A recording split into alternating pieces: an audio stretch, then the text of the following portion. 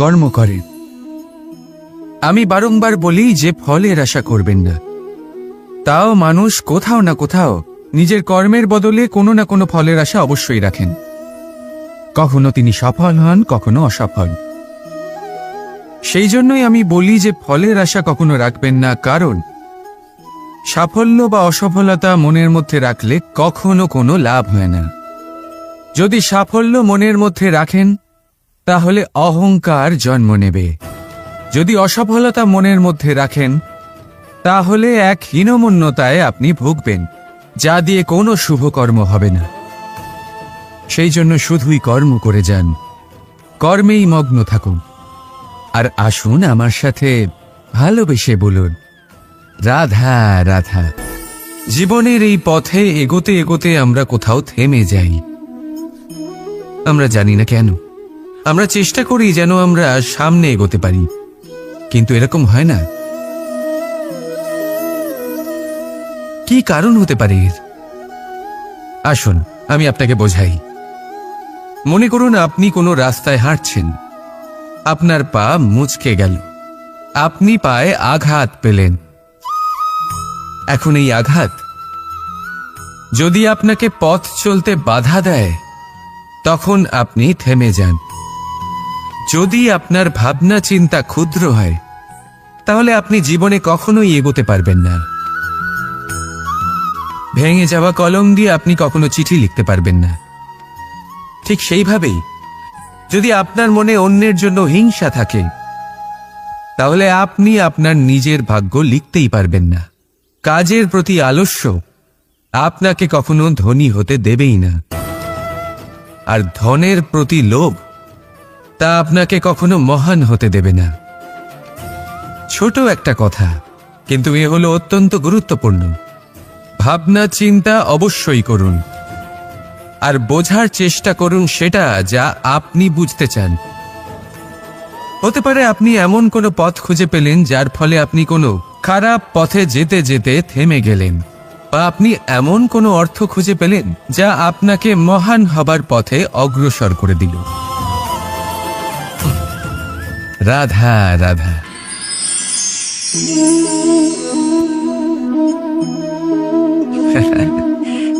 আপনি হয়তো ভাবছেন আমি কি করছিটা কি। আজ আমি ভাবলাম যে রান্না করতে একটু সাহায্যই করে দিই, তাই চাল বেছে দিচ্ছিলাম। ভেবেছিলাম এই কাজটা অত্যন্ত কঠিন হবে। না, সহস্র ভালো চালের মধ্যে থেকে দুটো কাকুর বাছা শুধুমাত্র অভ্যেসের ব্যাপার। বাস্তবে কঠিন কাজ আর শিল্পকলা সেটাই যেখানে কয়েক হাজার কাকরের মধ্যে থেকে একটা রত্ন বের করতে হয়। এবারে সারমর্ম কি হতে পারে?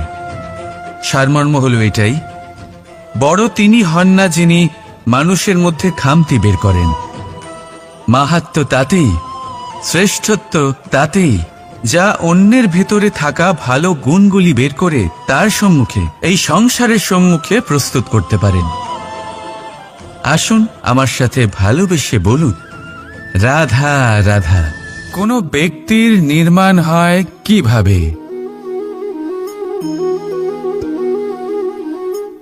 কেউ বলবেন পঞ্চতত্ত্বের দ্বারা, কেউ বলবেন আত্মা, দেহ ও চেতনার দ্বারা, কেউ বলবেন ঈশ্বরের কৃপার দ্বারা, তো কেউ বলবেন এই প্রকৃতির পরীক্ষার দ্বারা। না, মানুষের নির্মাণ হয়ে থাকে বিশ্বাস দ্বারা। ব্যক্তি তখনই গড়ে ওঠেন যখন ব্যক্তিত্ব থাকে, ঠিক কিনা? আর ব্যক্তিত্ব তখনই হবে আর সেরকমই হবে যেরকম বিশ্বাস আপনি নিজের উপরে রাখবেন। যদি আপনি মনে করেন আপনি বিষের ন্যায় হবেন তাহলে আপনি বিষাক্তই হবেন। যদি আপনি এটা মনে করেন যে আপনি অমৃতের ন্যায় হবেন তাহলে আপনি অমরই হয়ে যাবেন। যদি আপনি নিজের উপরে বিশ্বাস রাখেন যে আপনি সংসারের সব থেকে উঁচু পর্বতের শিখরে পৌঁছতে পারবেন তাহলে আপনি অবশ্যই পৌঁছবেন। যদি আপনার এরকম মনে হয় যে আপনি এরকম কখনো করতে পারবেন না, তাহলে এরকম কখনোই হবে না। ভেবে দেখবেন, বিশ্বাসের মধ্যেই বিশ্ব বাস করে থাকে। তো আপনার অস্তিত্ব কেন করবে না? যেমন বিশ্বাস আপনি নিজের উপরে রাখবেন, তেমনই আপনি হয়ে উঠবেন। সেই জন্য নিজের উপরে বিশ্বাস রাখুন। আর হ্যাঁ, ভালোবেসে বলুন, রাধা রাধা। এই সম্পর্ক হলো গুরু এবং শিষ্যের। গুরু হলেন ধনুকের সেই প্রত্যাঞ্চার মতো, যিনি নিজেকে পেছনে রেখে শিষ্যকে তার গন্তব্যের দিকে এগিয়ে দেন, তাকে নিজের লক্ষ্য ভেদ করতে দেন, আর সর্বদাই কঠোর হয়ে থাকেন যাতে শিষ্য কখনোই নিজের লক্ষ্যচ্যুত না হয়। ধন্য হলেন এমন গুরু যারা শিষ্যকে নিজের গন্তব্যে পৌঁছেও দেন এবং তার সব কৃতিত্ব তাকেই দেন, নিজের শিষ্যকে, নিজের বাণকে। তাহলে আপনারা চিরকাল এরকম গুরুকে মনে রাখবেন, সর্বদা তাদের সম্মান করবেন, সর্বদা তাদের ভালোবাসবেন, কখনো জীবনে পিছিয়ে পড়বেন না আপনি। আসুন আমার সাথে ভালোবেসে বলুন, রাধা রাধা। আপনি কি কখনো কোনো উঁচু পর্বতের শিখরে পৌঁছতে পেরেছেন? যদি পৌঁছে থাকেন বা যদি আপনি কোনো উঁচু পর্বতের শিখরে যান, তাহলে ভালো করে দেখবেন, আপনি যত উঁচুতে অগ্রসর হতে থাকবেন, আস্তে আস্তে সমস্ত বনস্পতি বিলুপ্ত হতে থাকে। তারপরে সমস্ত গাছপালা, পশু পাখি সব বিলুপ্ত হতে থাকে। শেষ পর্যন্ত সেই শিখরে থেকে যায় শুধুমাত্র শান্তি, নীরবতা। আমাদের মানুষের সাথেও এটাই হয়। মানুষ যখন আত্মবিকাশের পথে অগ্রসর হতে থাকে এবং নিজের জীবনের শিখরে পৌঁছতে চায়, তখন তার একা থাকা অত্যন্ত প্রয়োজনীয় হয়। আর তাকে তখন ত্যাগ করতে হয় নিজের সুখ স্বাচ্ছন্দ্য, নিজের সম্পত্তি, নিজের সমৃদ্ধি, নিজের সৌন্দর্য। দেখুন, জীবনের শিখরে পৌঁছনো একেবারেই সহজ কাজ নয়। এ হলো অত্যন্ত দুর্গম এক পথ। কিন্তু যদি আপনি সেখানে পৌঁছতে চান, তাহলে আপনাকে ত্যাগের প্রবৃত্তি জাগিয়ে তুলতে হবে। ত্যাগ কি সেটা জানতে হবে, কারণ ত্যাগের ফলেই মনে শান্তি আসে, আর সেই শান্তির ফলে মনে উৎপন্ন হয় প্রেম। আর এই প্রেমই হলো জীবনের অন্তিম লক্ষ্য। তাহলে আসুন আমার সাথে ভালোবেসে বলুন, রাধা রাধা। মানুষ নিজের জীবনে ঈশ্বরকে খুব মান্য করে, ওনার জন্য কি না করে। ভিন্ন ভিন্ন নামে তাকে স্মরণ করে, তাকে পুজো করে, তার আরাধনা করে। সে জানে যে ঈশ্বর তাকে শক্তি অবশ্যই দেবেন, তাকে সাহায্য অবশ্যই করবেন। কিন্তু যখন প্রশ্ন আসে গুরু এবং ঈশ্বরের, তখন গুরুর মান কখনো কম হওয়া উচিত নয়। কারণ সত্যি বলতে কি, গুরুই হলেন সেই সিঁড়ি যা বেয়ে আপনি ঈশ্বরের কাছে পৌঁছানোর পথ খুঁজে পাবেন। সেই পথ আপনি গুরুর থেকেই পাবেন। গুরু না থাকলে আপনি কখনো ঈশ্বর লাভ করতেই পারবেন না। আর জীবনে অনেক সময় লক্ষ্যের থেকেও অনেক বেশি গুরুত্বপূর্ণ হলো পথ। তাই এই পথের সম্মান করতে শিখুন, অর্থাৎ গুরুকে সম্মান করতে শিখুন, কারণ গুরুই হলেন পরমেশ্বর। তাহলে আসুন আর আমার সাথে ভালোবেসে বলুন, রাধা রাধা। পঞ্চমহাভূত। জীবন রচনায় এর অবদান অনস্বীকার্য। এই পঞ্চমহাভূত আসলে কি? জল, বায়ু, অগ্নি, মাটি আর আকাশ।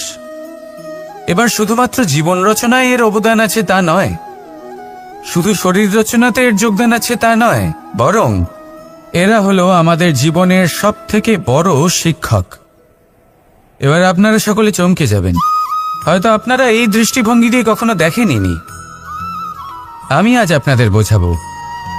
এদের মধ্যে সবথেকে বড় তত্ত্ব জল। এই আমাদের কি শেখাচ্ছে? এই জল, এর নামই হলো জল, কিন্তু এ কখনোই আমাদের জ্বালায় না, আমাদের জ্বলনের কারণ হয় না। তাহলে কি করে? আমাদের তৃষ্ণা মেটায়, আমাদের শীতলতা প্রদান করে, জীবন দান করে। এর দ্বারা আমরা কি শিক্ষা লাভ করি? যে আপনার উৎপত্তি যেখান থেকেই হোক না কেন, আপনি যেখানেই জন্মগ্রহণ করুন না কেন, আপনার কর্ম সর্বদা শ্রেষ্ঠ হওয়া উচিত। আপনি জলকে যে কোনো পাত্রে রাখুন না কেন, সে সেই অনুসারেই নিজের আকার ধারণ করে নেয়। এর দ্বারা আমরা কি শিক্ষা পাই?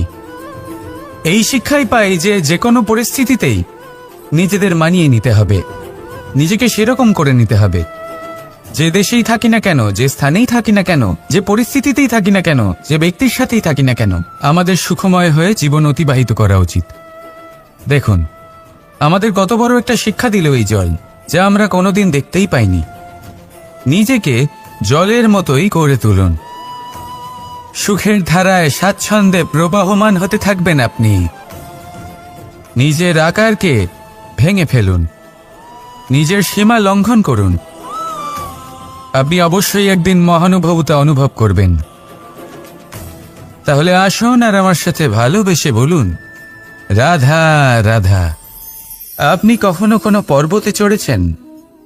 কথায় আছে, যখন আমরা পর্বতারোহণ করি, ওপরে ওঠার সময় দুর্ঘটনার সম্ভাবনা কিছুটা কমে যায়। সেখানেই যখন পর্বত থেকে নিচে নামি, তখন দুর্ঘটনার সম্ভাবনা অত্যন্ত বৃদ্ধি পায়। অর্থাৎ নামার সময় আমাদের আরও ভারসাম্য বজায় রাখতে হয়, আরও সাবধানে থাকতে হয়, অর্থাৎ বিবেককে জাগিয়ে রাখতে হয়।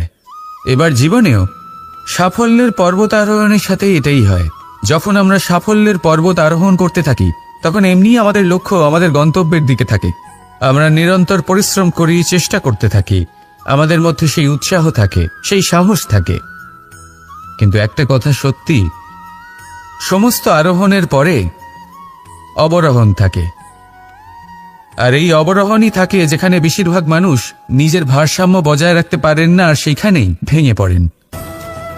তাই জীবনে যদি সাফল্যের শিখরে পৌঁছতে চান, তাহলে আপনাকে নিরন্তর প্রয়াস করতে হবে, সংঘর্ষ করতে হবে, পরিশ্রম করতে হবে, আর নিজের লক্ষ্যের দিকে একাগ্রতা কেন্দ্রীভূত করতে হবে।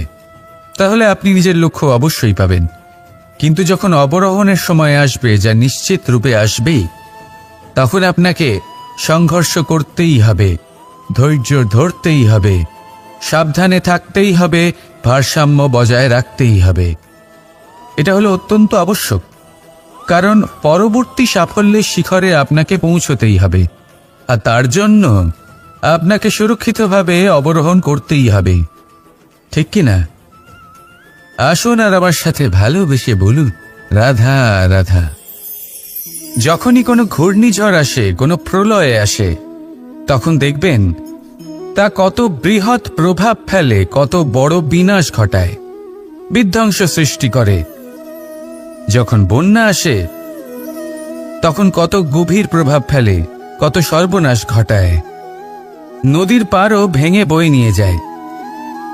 সেখানে কোনো গাছকে দেখুন, শান্তভাবে দাঁড়িয়ে থাকে, চুপ করে, আর নিজের কাজ করে, ছায়া প্রদান করে, ফল প্রদান করে, কোনো শব্দ না করেই নীরবে কর্ম করে।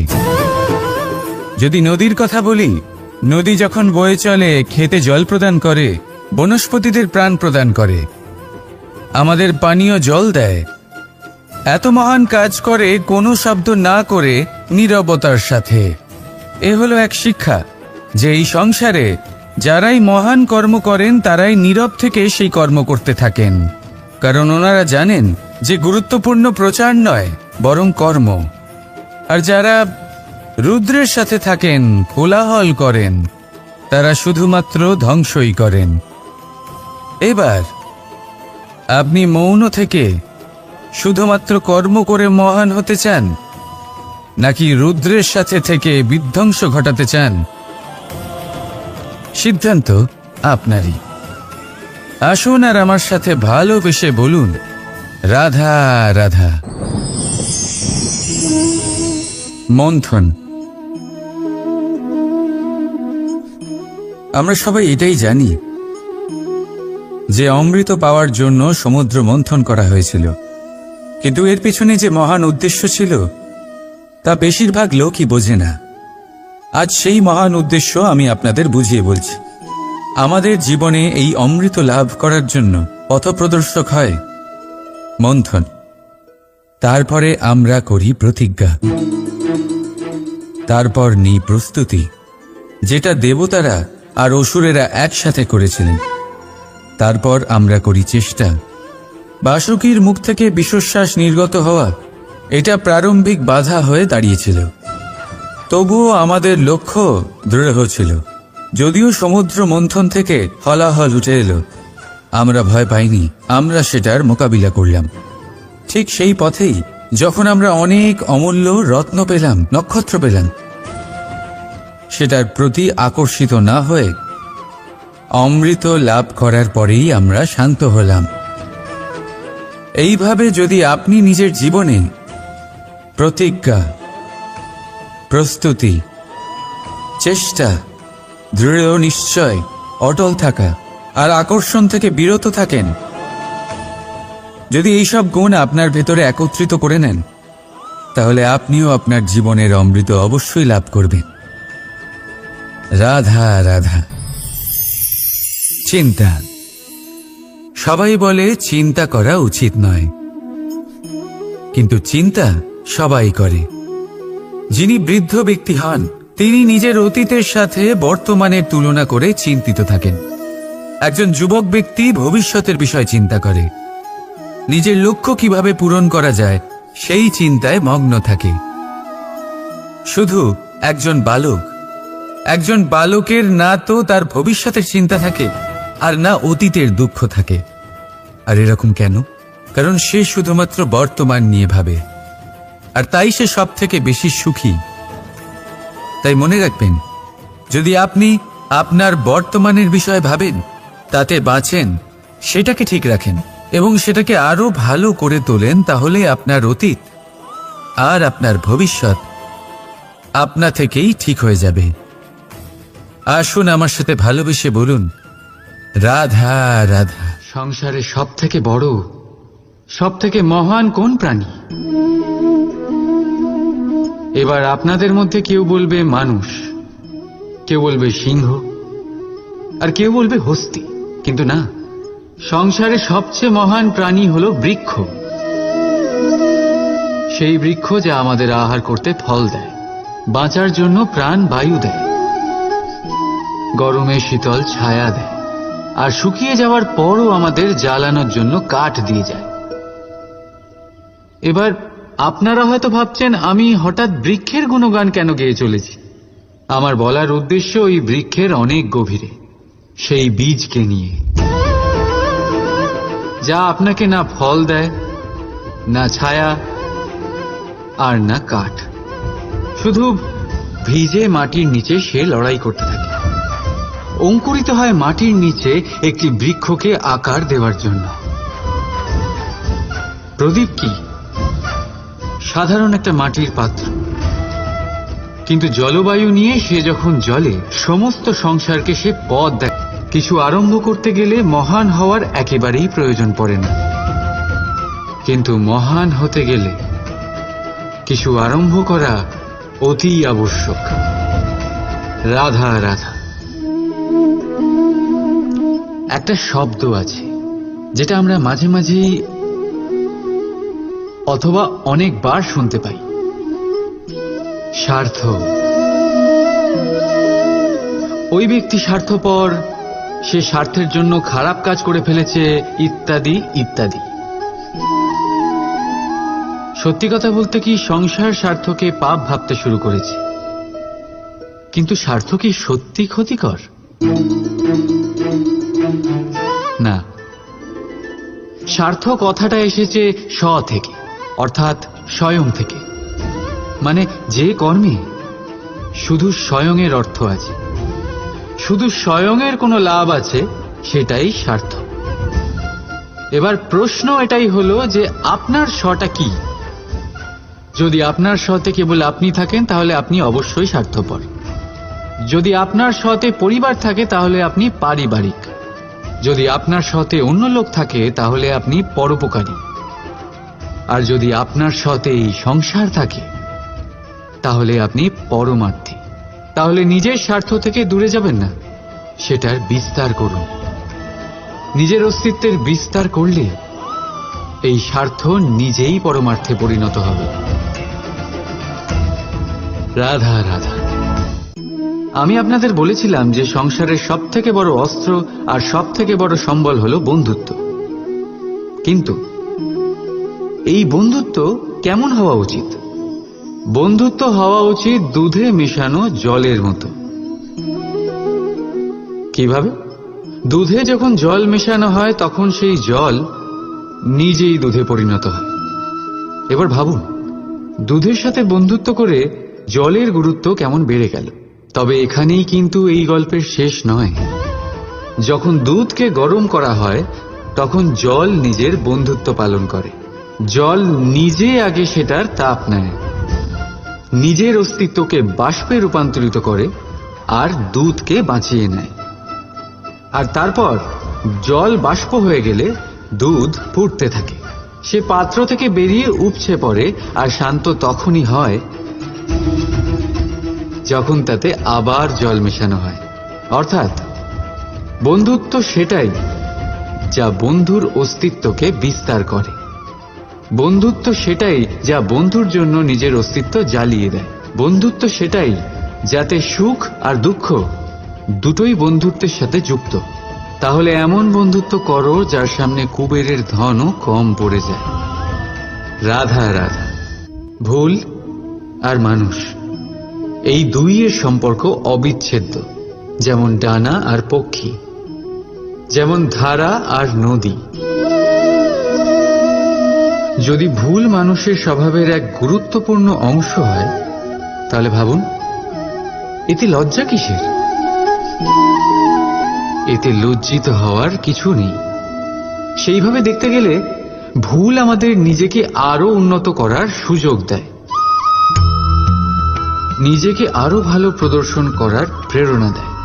এখন আপনাদের মধ্যে কেউ এর সাথে সহমত নাও হতে পারেন, কেননা অনেকের দৃষ্টিতে ভুল দোষের জন্ম দেয়। দোষ অপরাধের, আর অপরাধের কোনো ক্ষমা নেই, শাস্তি পাওয়া উচিত। কিন্তু আপনি কি কখনো ভেবেছেন এরকম কেন হয়? এর কি কারণ? এর কারণ হলো ভুল স্বীকার করাকে এড়িয়ে যাওয়া। যদি আপনি কোনো ভুল করে স্বীকার না করেন তবে সেই ভুল দোষে পরিণত হয়, আর দোষ অপরাধে। তবে মনে রাখবেন, নিজের ভুল স্বীকার করা সেই ভুল সংশোধন করার পথে প্রথম পদক্ষেপ হয়ে দাঁড়ায়। আর সর্বদা মনে রাখবেন, অপরাধ হলো সেটাই সময় মতো নিজের ভুল স্বীকার না করা। রাধা রাধা। ধর্মরথের 4টি অশ্ব চালানোর জন্য যিনি সারথি হবেন তার যে 4টি গুণ থাকা প্রয়োজন, সেই সমস্ত গুণ অর্জুনের মধ্যে উপস্থিত রয়েছে। কর্মের শক্তি রয়েছে, ধর্মের প্রতি আসক্তি রয়েছে, জ্ঞানের অভিব্যক্তি রয়েছে এবং সমর্পণের ভক্তি রয়েছে। নিশ্চিত রূপে ধর্মরথে সারথি হবার জন্য অর্জুনই সব থেকে যোগ্য। আর ও শুধুমাত্র দ্রৌপদীর স্বামীই হবে না, ইতিহাসে কুরুবংশের রাজকুমার বা ইন্দ্রপুত্রের নামেই শুধু পরিচিত হবে না, বরং অর্জুনই স্বয়ং ইতিহাস রচনা করবে। অর্জুনই হবে কৃষ্ণ সারথি, যত্র যোগেশ্বর কৃষ্ণ তত্র পার্থ ধনুর্ধর। তাহলে আসুন আর আমার সাথে ভালোবেসে বলুন, রাধা রাধা।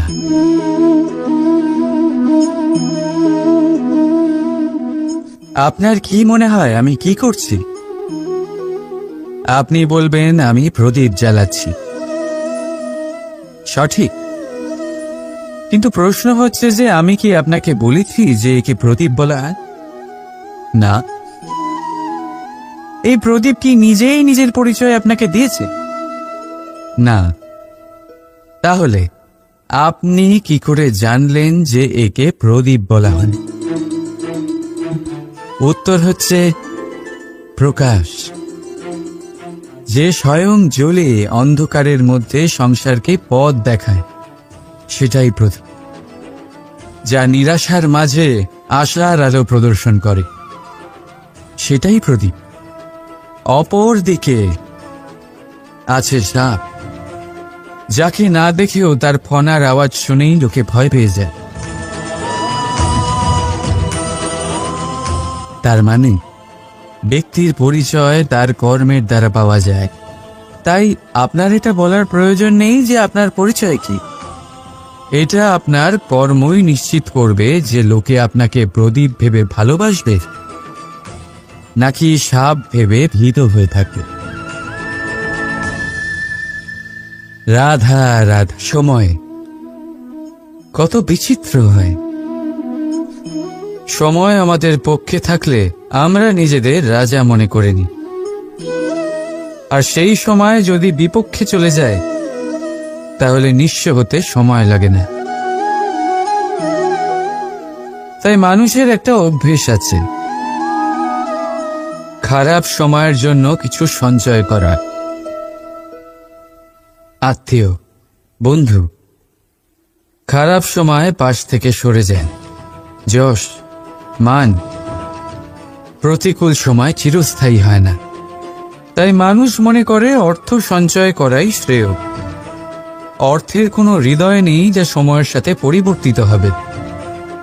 সংসার বলে সর্বদা অর্থ সঞ্চয় করতে থাকুন। খারাপ সময় অবশ্যই কাজে লাগবে, কিন্তু আমি বলবো শুভ কর্ম করতে থাকুন, আনন্দে থাকুন, নিজের ওপর আর ঈশ্বরের ওপরে বিশ্বাস রাখুন। খারাপ সময় কখনো আসবেই না। রাধা রাধা। প্রকৃতি মানুষকে এক বিশেষ শক্তি দিয়েছে, অন্য জীবের থেকে বেশি শক্তি দিয়েছে। স্মরণ শক্তি। এই শক্তি মানুষকে অন্য জীবের থেকে ভিন্ন করে, ইতিহাস রচনা করার প্রেরণা দেয়, জ্ঞানকে বংশানুক্রমে এগিয়েও নিয়ে যায়। আর যারা ভুলে যান, অধিকাংশ সময় তারা উপহাস আর দয়ার পাত্র হয়ে যান। কিন্তু এটাই কি প্রকৃত রূপে সত্য? না। এই স্মরণ শক্তি মানুষের বিকাশের সব থেকে বড় বাধা হয়ে দাঁড়ায়। তার মনকে দূষিত করে দেয়। খারাপ অভিজ্ঞতা, কারোর করা বিশ্বাসঘাতকতা, কারোর কটাক্ষ বেশিরভাগ মানুষই ভুলতে পারেন না, আর তারপর প্রতিশোধ নিতে উদ্যত হন। প্রথমে সময় নষ্ট করেন প্রতিশোধের প্রস্তুতিতে, আর তারপর সময় নষ্ট করেন প্রতিশোধ নেওয়ার সুযোগ খুঁজতে। যদি সন্তুষ্টি পেতে চান, যদি জীবনে আনন্দ পেতে চান, তাহলে স্মরণ শক্তির সদ্ব্যবহার করুন। নিজের স্মরণ শক্তিকে চালনা করুন শুধুমাত্র ভালো কথা আর ভালো স্মৃতির দিকে। জীবনে আনন্দ পাবে। রাধা রাধা। মানুষ নিজের পরিবারের জন্য কত কিছুই না করে, দিন রাত পরিশ্রম করতে থাকে যাতে তার পরিবারের প্রয়োজন পূরণের জন্য অর্থ রোজগার করতে পারে। কিন্তু শুধু অর্থ রোজগার করাটাই কি যথেষ্ট?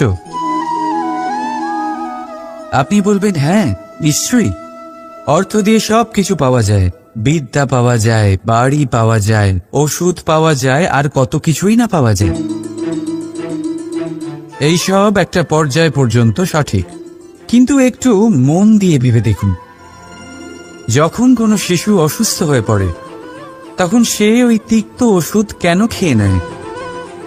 এই জন্য কারণ ওর পিতা সেই ওষুধ অর্থ দিয়ে কিনেছে?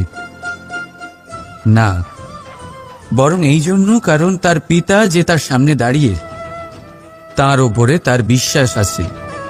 বিশ্বাস আছে যে উনি তার কিচ্ছু হতে দেবেন না। এই বিশ্বাস, এই সংস্কার, এই শিক্ষা কখনো অর্থ দিয়ে পাওয়া যায় না। এইটা পাওয়া যায় সেই সময় থেকে যা মাতা পিতা তাদের সন্তানের সাথে কাটিয়েছেন। তাই জীবনে অর্থ অবশ্যই উপার্জন করুন, কিন্তু নিজের পরিবারকেও সময় দিন। আনন্দ পাবে। রাধা রাধা। কখনো কোনো পাখিকে দেখেছেন? যখন তারা ডিম পাড়তে প্রস্তুত হয় তখন তারা সবচেয়ে আগে একটা স্থান খোঁজে, একটা স্থান যা বর্ষা, রৌদ্র আর শত্রুর থেকে সুরক্ষিত হয়। তারপর তারা বাসা তৈরি করে, তারপরেই ডিম পাড়ে। আর তারপর যখন সেই ডিম ফুটে তার সন্তানদের জন্ম হয়, সে তাদের খাবার খাওয়ায়, তাদের রক্ষণাবেক্ষণ করে। কিন্তু যখন তাদের ডানা গজায় তখন না সে তাদের খাবার দেয় আর না তাদের বাসা বানাতে শেখায়। শুধুমাত্র তাদের উড়তে শেখায় সে। তারপর সেই বাচ্চারা আকাশে উড়তে শিখে নিজেরাই নিজেদের খাবার জোগাড় করতে শিখে যায়, নিজেরাই নিজেদের বাসা বানাতে শিখে যায়। আর আমরা মানুষেরা কি করি? আমাদের সন্তান বড় হয়ে যাওয়া সত্ত্বেও তাদের নিয়ে সর্বদা দুশ্চিন্তা করি। তার জন্য আমরা গৃহ নির্মাণের চেষ্টা করি। নিজের সন্তানকে আরো শক্তিশালী করে গড়ে তোলার বদলে তাকে আমরা দুর্বল করে দিই। জীবনে সেটাই করুন যা একটা পাখি করে। নিজের সন্তানকে আকাশে ওড়ার শিক্ষা দিন, সংস্কার দিন, আর একটা নির্দিষ্ট সময়ের পরে তাকে নিজের আকাশ নির্ধারণ করতে মুক্ত করে দিন।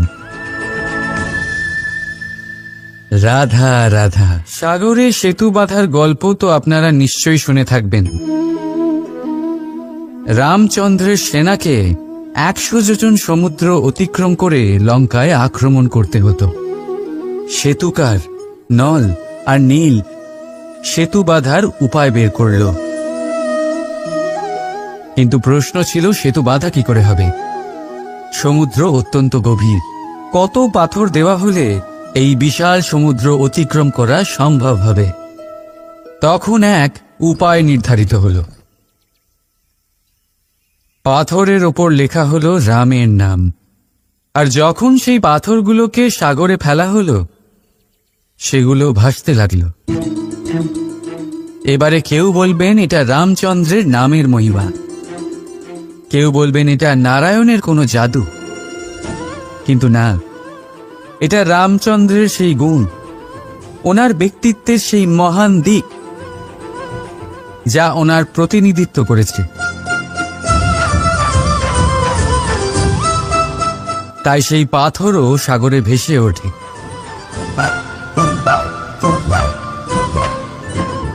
ঠিক সেইভাবেই যেখানে আমরা থাকি না সেখানে আমাদের গুণ আমাদের প্রতিনিধিত্ব করে। আমাদের নামের শক্তি আমরা নিজেরাই তৈরি করি, আমাদের কর্ম দিয়ে, আমাদের গুণ দিয়ে। এবার সিদ্ধান্ত আপনার যে আপনার নামের সাহায্যে কেউ বিপদ থেকে উদ্ধার হবে নাকি আপনার দুষ্কর্মের ফলে কেউ ডুবে যাবে। ভালো করে ভেবে দেখুন। রাধা রাধা। আমাদের জীবনে গুরুজনেরা, জ্ঞানী মানুষজন সবসময় একটা কথা বলেন, ধৈর্য ধরো। শুধুমাত্র দুটো শব্দ, কিন্তু কতটা বিশাল সেটা বোঝার চেষ্টা করুন। ছোট একটা অস্ত্র হাতে নিন এবং একটা বিশাল পর্বতে নিরন্তর প্রহার করতে থাকুন। ধৈর্য ধরে সেই কাজ করতে থাকুন। এমন একদিন আসবে এই বিশাল পর্বতে আপনি একটা পথ তৈরি করবেন। কোনো ধনুর্ধর যখন নিজের বিদ্যা অর্জন করেন তখন তাকেও ধৈর্য ধরতে হয়, তার নিজেকে সময় দিতে হয়, তবেই সে ধনুর্বিদ্যা শিখতে পারে। সেইভাবে আমাদের জীবনেও ধৈর্য ধরার খুব প্রয়োজন। পরিবারে ধৈর্য রাখতে পারলে তাহলে আস্তে আস্তে দেখবেন প্রেম বৃদ্ধি পাচ্ছে। সমাজে যদি ধৈর্য রাখতে পারেন তাহলে আস্তে আস্তে এই সমাজ আপনাকে সম্মান করবে। যদি নিজের জীবনে ধৈর্য রাখতে পারেন তাহলে নিজে থেকেই আত্মবিশ্বাস বাড়বে, নিজের বিকাশ হবে। জীবনে সবই সম্ভব যদি ধৈর্য রাখতে পারেন। হয়তো আস্তে আস্তে হবে, কিন্তু হবে অবশ্যই। শুধু ধৈর্য রাখুন, কারণ ধৈর্যই সবথেকে বড় পুঁজি।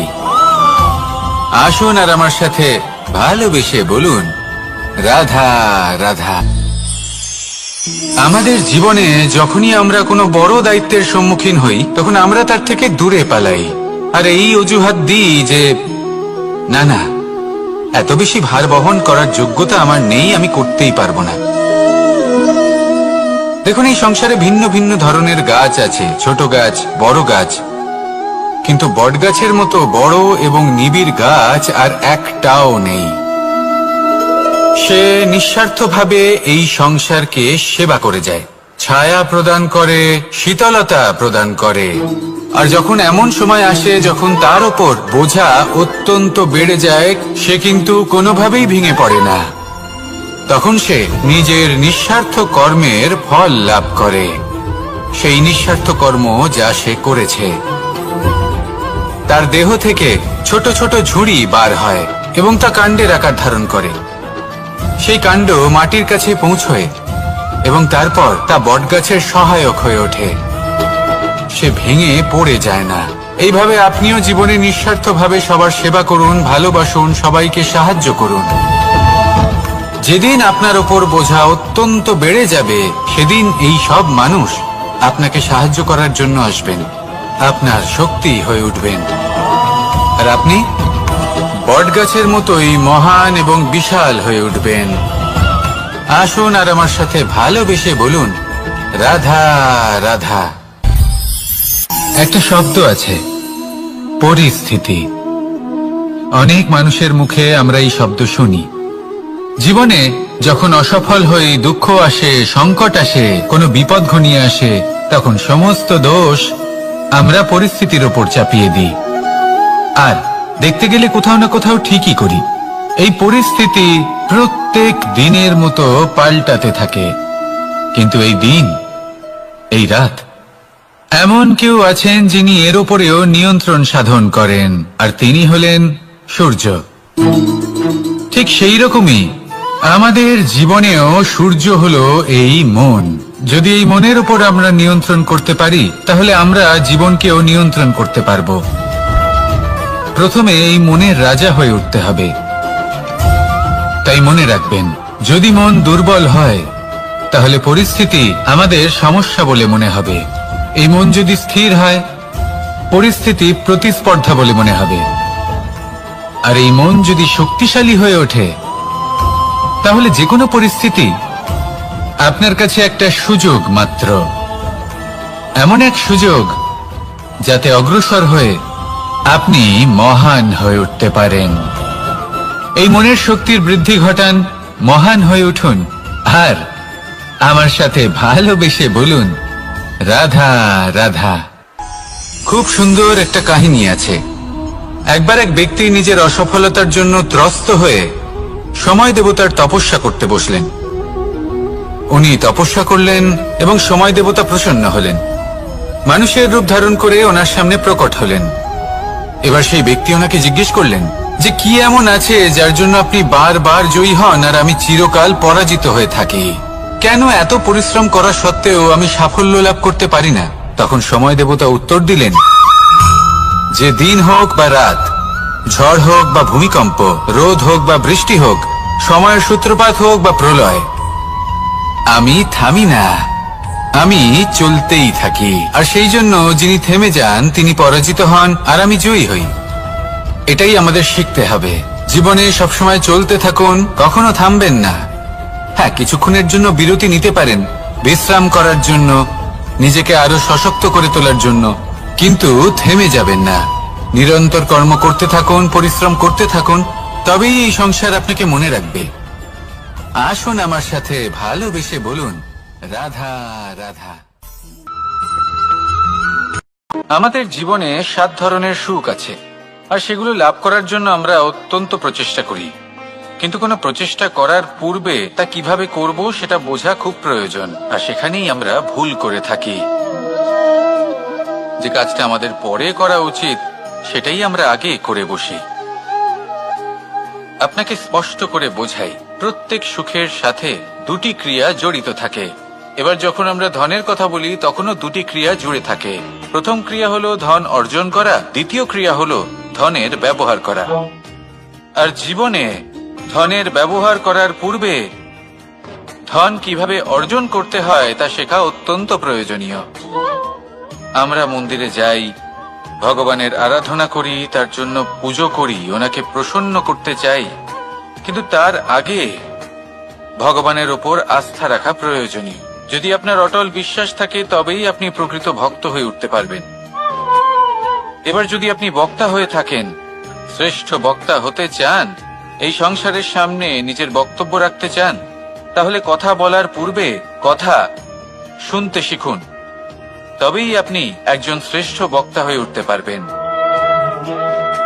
জীবনে সম্পর্ক স্থাপন করার আগে সম্পর্ক বজায় রাখতে শিখুন, তবেই আপনি একজন প্রকৃত সাথী হয়ে উঠবেন। জীবনে পরাজয় মানার পূর্বে বিজয়ী হওয়ার চেষ্টা কিভাবে করতে হয় সেটা শিখুন, তবেই আপনি একজন নিপুণ ব্যক্তি হয়ে উঠবেন।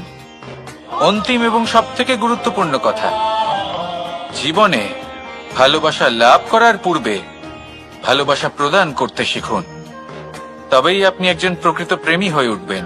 আসুন আমার সাথে ভালোবেসে বলুন, রাধা রাধা।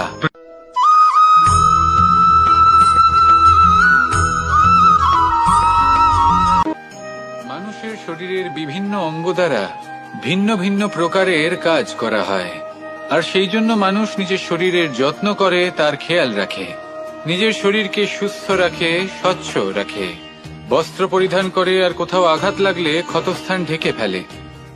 মানুষের শরীরে এমন একটি অঙ্গ আছে যা চোখে দেখা যায় না, যা অদৃশ্য থাকে, কিন্তু সেইটা দিয়ে মানুষের বিষয়ে অনেক কিছু জানা যায়। এবং মানুষের শরীরের সেই অঙ্গের নাম হলো বাণী, আপনার ভাষা। আপনি যেভাবে কথা বলেন, যার সাথে কথা বলেন, আপনি যেভাবে শব্দ চয়ন করেন, তার দ্বারা আপনার বিষয়ে অনেক কিছু বোঝা যায়, আপনার ব্যক্তিত্বের বিষয়ে অনেক কিছু বোঝা যায়। সেই জন্য সবসময় কিছু বলার আগে একটু ভেবে নিন, নিজের কথার ওপর একটু নিয়ন্ত্রণ রাখুন। আমার কথা শুনুন, এই হৃদয়কে শুদ্ধ করে তুলুন। যদি এই হৃদয় শুদ্ধ থাকে, তাহলে সর্বদা মধুর বাণী নির্গত হবে, যা সবাইকে প্রফুল্ল করে তুলবে, আর তখন এই মন প্রসন্ন হয়ে বলবে, রাধা রাধা।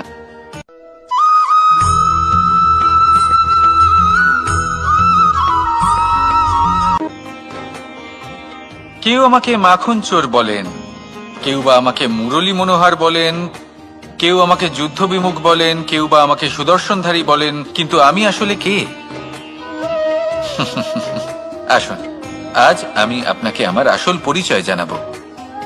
বাড়িতে সুস্বাদু মাখন থাকা সত্ত্বেও গোপীদের কাছে সুমধুর ভালোবাসাপূর্ণ বকুনি খাওয়া যে ভালোবাসে, সেই হলো কৃষ্ণ।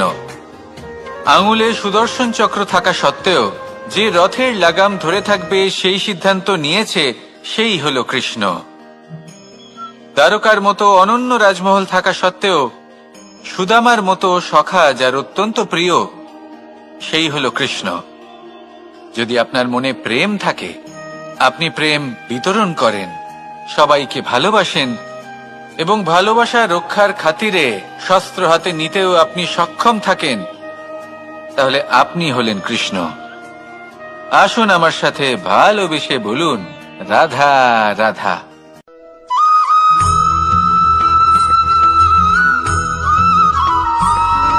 ধন, সম্পদ, ঐশ্বর্য, মানুষ হয় নিজের সৌভাগ্যের দ্বারা এগুলো লাভ করে থাকেন বা কর্মের দ্বারা। সৌভাগ্য আসলে কি? গ্রহের দশা, যা প্রত্যেক মুহূর্তে বদলাতে থাকে। কর্মের মাধ্যমে যখন আপনি ধন অর্জন করেন, তখন সেই ধন আপনার আগামী প্রজন্ম লাভ করে। সেটা হয় সে ভোগ করে বা তার জন্য তার ভোগান্তি হয়, আর এটা নির্ভর করছে আপনার কর্মের ওপরে। কি কর্ম করেছেন আপনি সেই ধনকে লাভ করার জন্য? যদি আপনি সৎ পথে চলেন, নিষ্ঠা ভরে আপনি কর্ম করে থাকেন, এবং তার ফলে আপনি ধন অর্জন করে থাকেন, তাহলে আপনার আগামী প্রজন্ম সেটা ভোগ করবে, সেটা প্রয়োগ করবে নিজের বিকাশের জন্য। কিন্তু যদি আপনি কুকর্ম করে থাকেন, কোন রকম ছলনা করে থাকেন এই ধন লাভ করার জন্য, তাহলে 100% আপনার আগামী প্রজন্মকে এর জন্য ভুগতেই হবে। তাহলে আপনি কি চাইবেন, যে আপনার আগামী প্রজন্ম সুখ ভোগ করবে, নাকি আপনার কুকর্মের পরিণাম ভোগ করবে? নির্বাচন আপনারই। আসুন আমার সাথে ভালোবেসে বলুন, রাধা রাধা।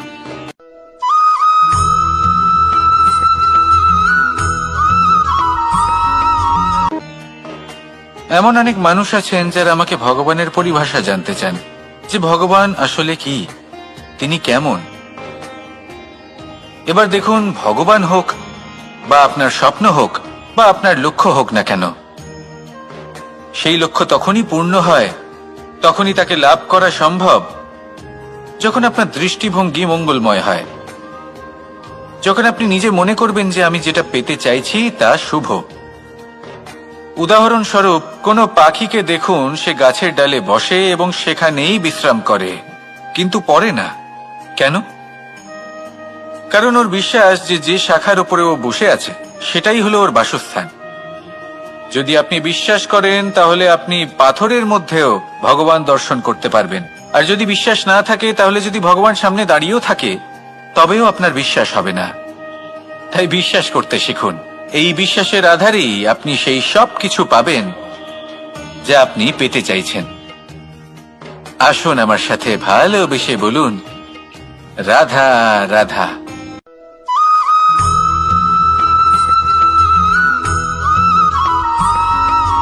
মাতা পিতার মনে সবসময় এই বাসনা বাস করে যে ওনাদের সন্তানের যেন মঙ্গল হয়। নিজের সন্তানকে সেই সবকিছু দেবার সবসময় চেষ্টা করতে থাকেন যেগুলো তারা নিজেরা নিজেদের জীবনে কখনো পেতে পারেননি। এবং এই প্রক্রিয়ায় সব থেকে গুরুত্বপূর্ণ বিষয়টি ভুলে যান, নিজের সন্তানকে সেই জিনিস দেওয়া যেটা উনি সব থেকে আগে পেয়েছেন। আমি ধনের কথা বলছি না, আমি বলতে চাইছি নিজের অভিজ্ঞতা দ্বারা ওনারা যে মানসিক স্থিতি লাভ করেছেন, ওনারা যে মর্যাদা লাভ করেছেন, যে শিক্ষা ওনারা লাভ করেছেন, সবার আগে নিজের সন্তানকে সেটা দেওয়া প্রয়োজন। সেটা যদি নিজের সন্তানকে দিতে পারেন, তাহলে এই সন্তান জীবনে তার পথে এগোতেও পারবে, ধন অর্জনও করতে পারবে এবং শক্তিশালী অনুভবও করতে পারবে। সেই জন্য সন্তানকে সবার আগে সেটা দান করুন যেটা সব থেকে বেশি মূল্যবান। সেটা দিন যেটা আপনি সবার আগে লাভ করেছেন। আসুন আমার সাথে ভালোবেসে বলুন, রাধা রাধা। কখনো কখনো আমরা খুব ব্যথিত হয়ে পড়ি। আমরা নিজেদের পরিবারের জন্য এত কিছু করি, আর তারা আমাদের দেখলেই ভয়ভীত হয়ে পড়ে, আমাদের দেখলে বিরক্ত হয়। কখনো নিজেদের সন্তানকে বিকাশের পথে অগ্রসর করার জন্য আমরা তাদের উপর একটু জোর দিই যাতে তারা পরিশ্রম করে, কিন্তু সেই সন্তান আমাদের উপর বিরক্ত হয়ে পড়ে। কখনো সন্তানকে সঠিক শিক্ষা দেওয়ার জন্য আমরা তাদের কিছু সীমা নির্ধারিত করি, তখন সেই সন্তানের চোখে নিজেদের জন্য আমরা ঘৃণা দেখতে পাই। মানুষ কেন ব্যথিত হবে না? দেখুন, যখন সূচের দ্বারা আপনি বস্ত্র সেলাই করেন, তখন সূচের আঘাত সেই বস্তুকে সহ্য করতে হয়, কিন্তু তাতে সেই সূচ বা আপনার উদ্দেশ্যে কোনো প্রভাব পড়া উচিত নয়, কারণ আপনি তো আপনার কর্ম করছেন, আর তাও পূর্ণ নিষ্ঠা ভরে, এবং অবশেষে আপনার উদ্দেশ্য শুভ প্রমাণিত হবে। তাই কেউ বিরক্ত হচ্ছে বলে বা কারোর চোখে নিজের প্রতি ঘৃণা দেখার ভয় কখনো পিছিয়ে যাবেন না। কষ্ট না করে বিকাশ সম্ভব নয়। কর্ম করতে থাকুন, সবকিছু শুভ হবে। আসুন আমার সাথে ভালোবেসে বলুন, রাধা রাধা।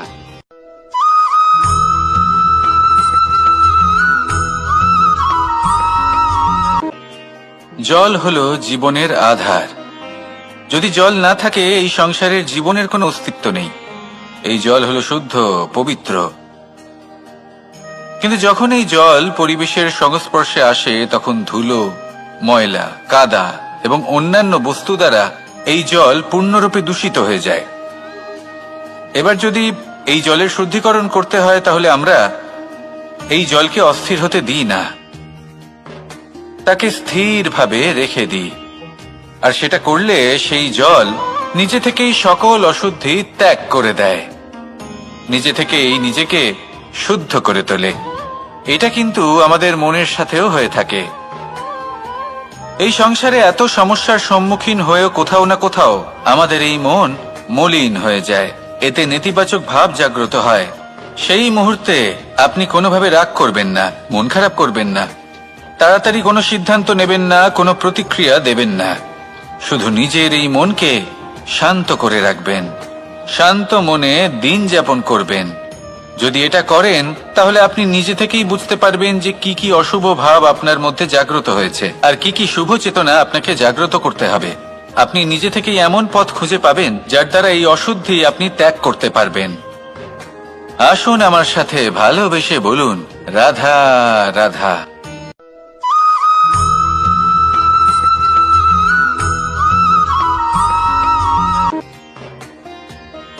প্রেমের পরিভাষা আসলে কি? ভিন্ন ভিন্ন ধরনের ব্যক্তি, ভিন্ন ভিন্ন ধরনের প্রেমী, আলোচক বিভিন্ন ধরনের পরিভাষা প্রদান করেন এই প্রেম নিয়ে। কিন্তু প্রত্যেকের মনেই কখনো কখনো এই প্রশ্ন এসেছে, এই ভালোবাসা আসলে কি? নিজের প্রিয়তমকে জয় করাই কি প্রেম? চার হাত এক হয়ে যাবার নামই কি প্রেম? নিজের আবেগ ব্যক্ত করাই কি ভালোবাসা? না, প্রেমের অর্থ কাউকে লাভ করা নয়, বরং তার মাঝে বিলীন হয়ে যাওয়া। যদি কারোর হাত ধরে থাকি তাহলে আজীবন তার সাথে পথ চলা হলো প্রেম। প্রেম শুধুমাত্র সেটা নয় যা প্রেমী আর প্রেমিকার কেশদামে মালা বেঁধে দেয়। মাতা পিতার জন্য দিনরাত পরিশ্রম করা, নিজের পরিবারের জন্য দিনরাত পরিশ্রম করা, সেটাও প্রেম।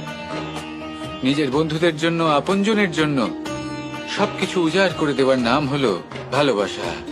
নিজের মাতৃভূমির জন্য সাহসের সাথে লড়াই করা এবং আনন্দে নিজের জীবন ত্যাগ করে দেওয়াও কিন্তু প্রেমের নামান্তর।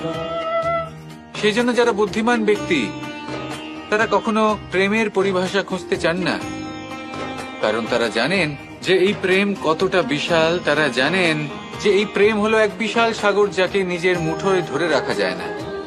সেই জন্য এই প্রেমের সাগরে ডুবে যান এবং সকলকে ভালোবাসতে শিখুন। যদি সবাইকে ভালোবাসতে পারেন তাহলে তাদেরও কল্যাণ হবে যারা আপনাকে ভালোবাসে, এবং সকলকে ভালোবাসতে শিখুন। যদি সবাইকে ভালোবাসতে পারেন তাহলে তাদেরও কল্যাণ হবে যারা আপনাকে ভালোবাসে, তাদেরও কল্যাণ হবে যাদেরকে আপনি ভালোবাসেন, আর আপনারও কল্যাণ হবে। আর তখন এই মন ভালোবেসে বলবে, রাধা রাধা।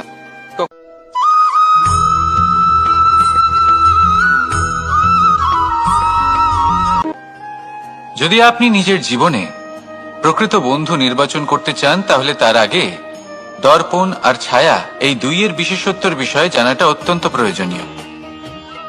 দর্পণ কি করে থাকে?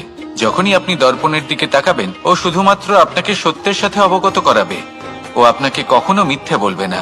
সেখানেই যদি ছায়ার কথা বলি তাহলে দেখুন ছায়া কি করে, সব সময় আপনার সাথে থাকে, কখনো আপনার সঙ্গ ত্যাগ করে না। এবার আপনার জীবনে যদি এমন কোনো বন্ধু আসে যে সবসময় আপনাকে সত্য কথা বলবে, আপনার অপগুণের বিষয়ে যদি আপনাকে বলে কিন্তু তাও সে সত্যিই বলবে, তাহলে তার উদ্দেশ্য কিন্তু আপনাকে দুঃখ দেওয়া নয়। সে আপনার অজ্ঞানতা, আপনার ভ্রম দূর করতে চায়। যদি আপনি কোনো অনুচিত পথে চলতে থাকেন তাহলে সে আপনাকে বাধা দিতে চায়। আর যদি সেই মিত্রই ছায়া সঙ্গীর মতো হয়, সে কখনোই সুখ দুঃখে আপনার সঙ্গ ত্যাগ করবে না। তার উদ্দেশ্য হলো সবসময় আপনাকে রক্ষা করা। তাই এরকম দর্পণ বা ছায়ার মতো কোনো বন্ধু যদি আপনার জীবনে আসে তাহলে তাকে কোথাও যেতে দেবেন না। সে আপনার জীবনকে সুখময় করে তুলবে। আর যদি আপনার জীবনে উপস্থিত বন্ধু এমন না হয় তাহলে তাকে নিজের থেকে দূরে করে দেওয়াই বাঞ্ছনীয়। তাহলে দর্পণ আর ছায়ার মতো প্রকৃত এবং ভালো বন্ধুকে নিজের জীবনে স্থান দিন আর আমার সাথে ভালোবেসে বলুন, রাধা রাধা।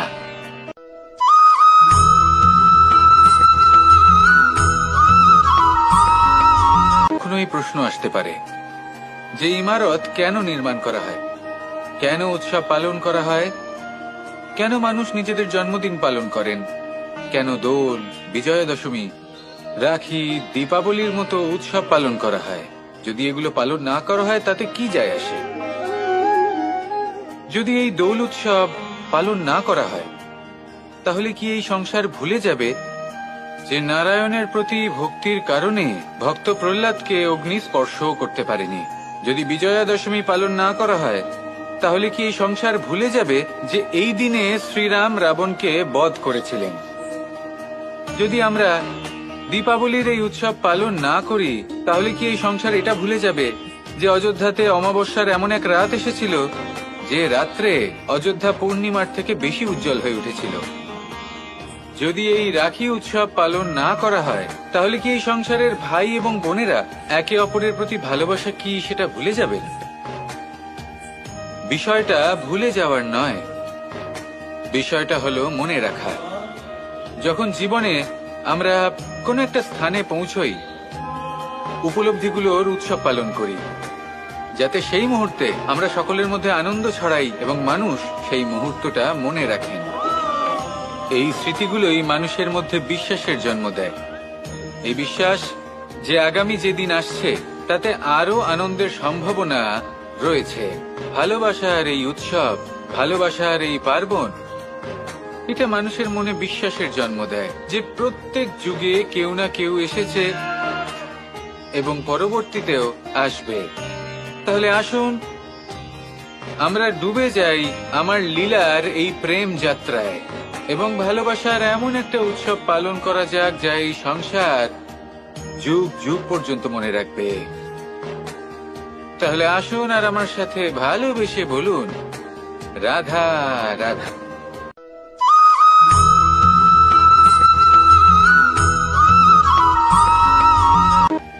আমাদের এই জীবন, তাতে এই যে সময় চক্র, তা তিনটি ভাগে বিভক্ত।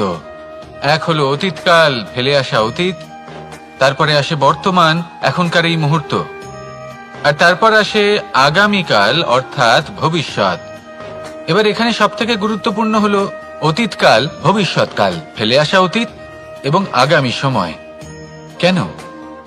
কারণ এই দুইয়ের উপর নির্ভর করছে যে আপনি বর্তমানে কি করতে চলেছেন। শুধু প্রয়োজন হলো সঠিক দৃষ্টিভঙ্গির। অতীতকালকে যদি আপনি একটি দৃষ্টিভঙ্গি থেকে দেখেন তাহলে অতীতকালে আপনি দুঃখও দেখতে পাবেন, যন্ত্রণাও দেখতে পাবেন। অন্য কোনো দৃষ্টিভঙ্গি থেকে দেখলে আপনি অতীতকাল থেকে শিক্ষাও লাভ করবেন। এবার এই শিক্ষা অনুসারেই বর্তমানে কর্ম করা উচিত। এবং যদি ভবিষ্যতের কথা বলি তাহলে বলবো, ভবিষ্যতের কথা ভেবে আপনি আজ অবশ্যই চিন্তিত হতে পারেন। অন্য একটি দৃষ্টিভঙ্গি থেকে দেখলে এই ভবিষ্যতেই আপনি একটি লক্ষ্য, একটি উদ্দেশ্য দেখতে পাবেন যে আপনি কি করতে চান, কি লাভ করতে চান। এবার সেই অনুসারে বর্তমানে কর্ম করা উচিত, ভবিষ্যৎ এবং অতীতকাল অনুসারে। এভাবেই যদি জীবনে কর্ম করতে থাকেন, আপনার এই বর্তমানের দিনগুলো আপনি একটু নতুন ভাবে বাঁচতে পারবেন। এভাবেই যদি জীবনে এগোতে থাকেন তাহলে আপনার জীবনে আনন্দের উদ্ভব হতে কেউ বাধা দিতে পারবে না। আসুন আমার সাথে ভালোবেসে বলুন, রাধা রাধা।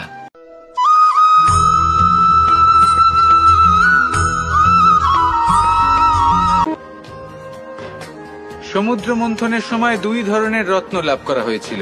প্রথম হলাহল, যার প্রভাব থেকে এই সমস্ত সংসারের জীবের প্রাণ বাঁচানোর জন্য মহাদেব তাকে নিজের কণ্ঠে ধারণ করে নিয়েছিলেন।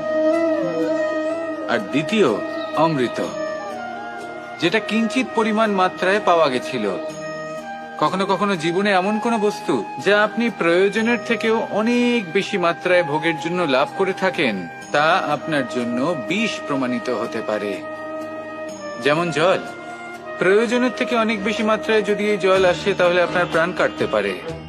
কিন্তু পরিশ্রমের পরে এক পাত্র শীতল জল দ্বারা আপনি যদি স্নান করে নেন তাহলে তা আপনার শরীরের জন্য অমৃত হবে। পরিশ্রম করার পরে যদি আপনার শরীর এক পাত্র খাবার লাভ করে তাহলে তা আপনার শরীরের জন্য অমৃত। কিন্তু যদি কোনো পরিশ্রম না করেই আপনি দিনরাত শুধুই খাবার গ্রহণ করতে থাকেন তাহলে আপনার কাছে তা বিষ সমান। বিষ এবং অমৃত গ্রহণ করাটা আপনার উপরে নির্ভর করছে। কোনো বস্তু আপনার পক্ষে বিষও হতে পারে, আবার অমৃতও হতে পারে। নির্ভর করছে যে আপনি সেটা কিভাবে ব্যবহার করছেন, কতটা মাত্রায় ব্যবহার করছেন। আসুন আমার সাথে ভালোবেসে বলুন, রাধা রাধা।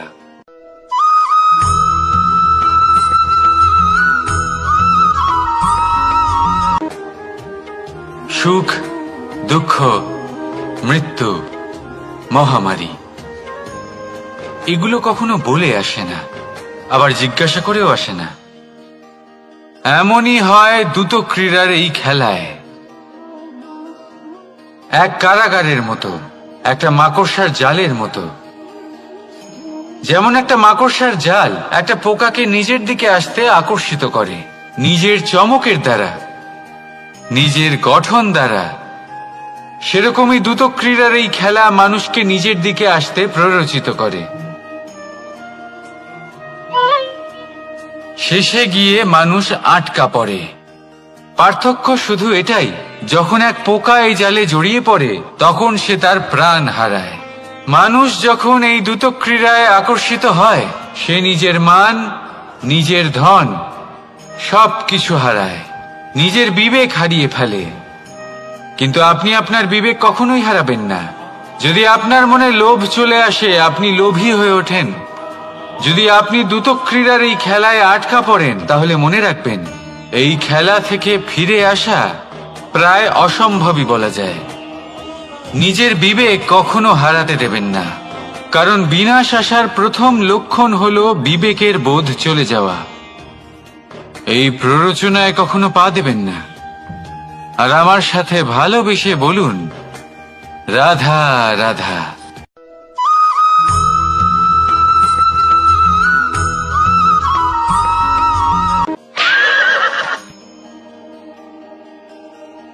প্রেম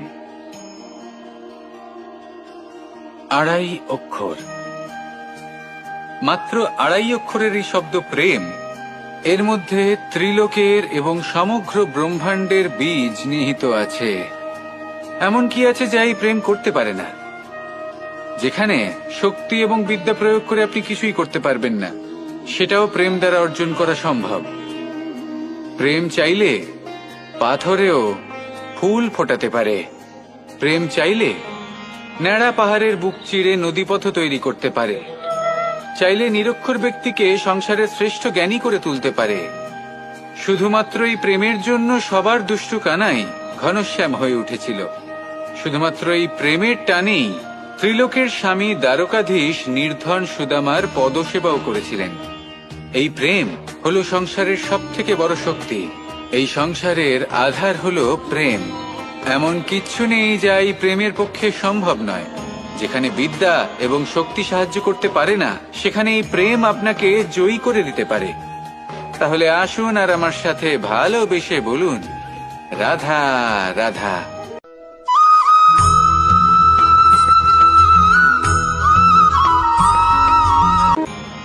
বরদান এবং অভিশাপ, এই দুই হলো একই মুদ্রার দুটি পিঠ। এই বরদান আমরা অনেক কারণে পেতে পারি। কখনো নিজের পরিশ্রমের কারণে, কখনো নিজের তপস্যার কারণে, কখনো আমাদের পূর্বপুরুষদের কর্ম ও তপস্যার কারণে। কিন্তু এই বরদান কতক্ষণ বরদান থাকবে তা আমরা নিশ্চিত করতে পারি না। তা সুনিশ্চিত করে শুধুমাত্র আমাদের কর্ম। যদি আপনাকে উদাহরণ দিই, আপনি রেশমের কীট দেখেছেন? ও বরদান পেয়েছে যে ও নিজের সুরক্ষার জন্য খোলস বানাতে পারে। এবারও তাতে এত মত্ত হয়ে যায় যে এমন এক আবরণ বানিয়ে ফেলে যাতে সে নিজেই আবদ্ধ হয়ে চাপা পড়ে মরে যায়। এটার তাৎপর্য কি?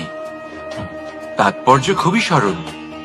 গর্ব করা খুবই ভালো, কিন্তু অহংকার করা কখনোই উচিত নয়। যদি অহংকার মনের মধ্যে প্রবেশ করে, তাহলে এই বরদান অভিশাপে পরিণত হতে সময় লাগে না। আর যদি কর্মশ্রেষ্ঠ হয়, তাহলে অভিশাপ বরদানে পরিণত হয়। তাহলে আসুন শ্রেষ্ঠ কর্ম করুন আর আমার সাথে ভালোবেসে বলুন, রাধা রাধা।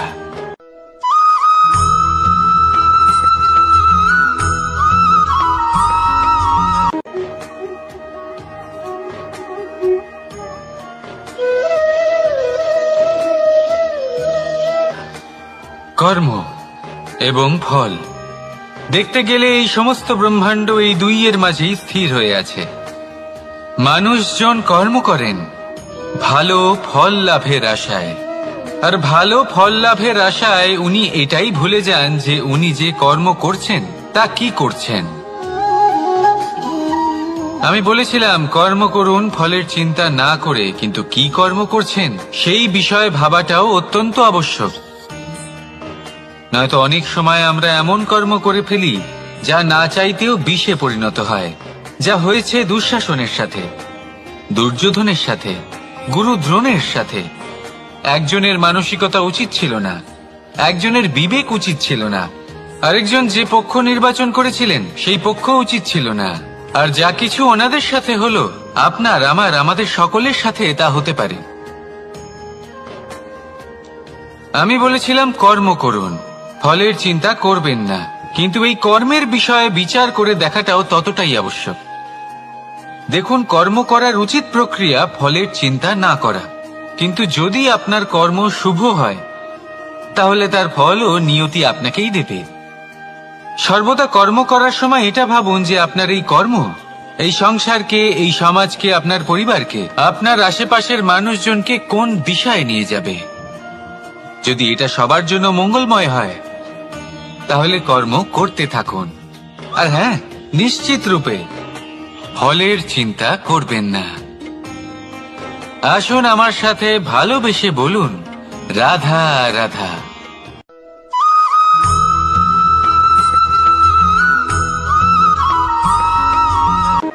শব্দই হলো শূন্য, শব্দই হলো আরম্ভ, শব্দই হলো অন্ত, শব্দই হলো অমর, শব্দই হলো ব্রহ্ম।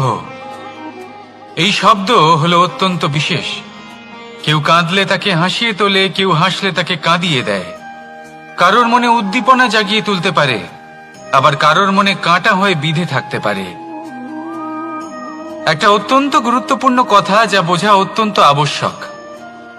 আপনার মন, আপনার হৃদয়ে যতই শুদ্ধ হোক না কেন, যতই পবিত্র হোক না কেন, আপনার দৃষ্টিভঙ্গি যতই স্পষ্ট হোক না কেন, যদি আপনার কথা পবিত্র না হয়, যদি আপনার শব্দ শুদ্ধ না হয়, তাহলে তা আপনাকে আপনার কর্মফল ভোগ করতে বাধ্য করবেই। একটা সহজ উদাহরণ দিই। আপনার জীবনে এমন কেউ অবশ্যই থাকবেন যাকে আপনি পছন্দ করেন না, যিনি হয়তো অধর্মী মানুষ, যিনি হয়তো দুর্বুদ্ধি সম্পন্ন মানুষ, কিন্তু তার জন্য অপশব্দ প্রয়োগ করলে তার মধ্যে কোনো পরিবর্তন আসবে না, তার মানসিকতা বদলাবে না, শুধু মনে প্রতিশোধ স্পৃহা জেগে উঠবে, মনে হিংসা জাগবে, আর কিচ্ছু নয়।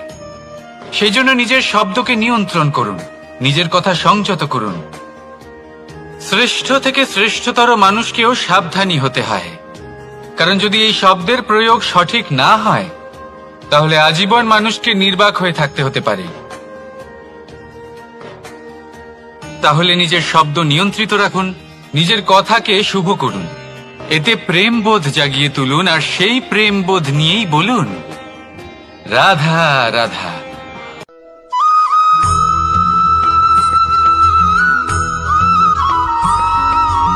বটবৃক্ষের বীজ সর্ষের দানার থেকেও ছোট হয়, কিন্তু যখন তা নিজের রূপ ধারণ করে তখন তা বিশাল বৃক্ষের আকার ধারণ করে, যা সহস্র বছর ধরে বেঁচে থাকে, ছায়া প্রদান করে, পাখিদের আশ্রয় প্রদান করে, আর দেয় পথচারীদের বিশ্রাম করার স্থান।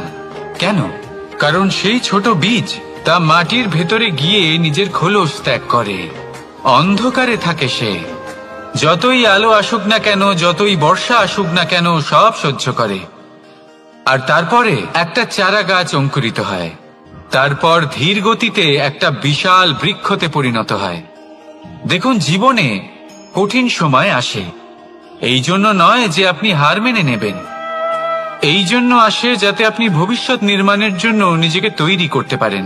যদি কঠিন সময়ে আপনি ওই বীজের মতো দৃঢ় হয়ে থাকতে পারেন, তাহলে আপনিও একদিন সেই বিশাল বৃক্ষের মতো নিজের অস্তিত্ব গড়ে তুলতে পারবেন, যা সহস্র বছর পর্যন্ত মনে রাখা হবে।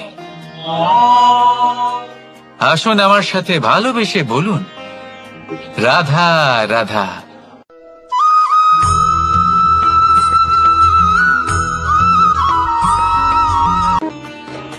ভগবান আর ভক্ত যখন এক আকার হয়ে যায়, যখন ভক্ত তার ভগবানের প্রতি এবং নিজের জীবনের উদ্দেশ্যের প্রতি সম্পূর্ণরূপে সমর্পিত হয়, তখন জন্ম নেয় ভক্তি। এই সংসারের সমস্ত আশা হয়তো আপনার সঙ্গ ত্যাগ করে দিতে পারে, তখনও ভক্তি সাথে থাকবে। ভক্ত আর ভগবান যখন এক আকার হয়ে যায়, তাদের মধ্যে কোনো পার্থক্য থাকে না। তারা এক হয়ে যায়, এক ব্যক্তিত্ব, এক অস্তিত্ব। সেই জন্য কখনো জীবনে যে কোনো রূপেই, যে কোনো প্রকারেই, যে কোনো ঈশ্বরকে মান্য করুন, মনের মধ্যে শ্রদ্ধা ভাব জাগ্রত করুন, মনে ভক্তি ভাব জাগ্রত করুন। এই সমগ্র সংসারে সব কিছু আপনাকে ছেড়ে চলে গেলেও তখনও এই ভক্তি শুধুমাত্র আপনার উত্থান ঘটাবে। তাই মনে ভক্তি জাগ্রত করুন আর আমার সাথে ভালোবেসে বলুন, রাধা রাধা।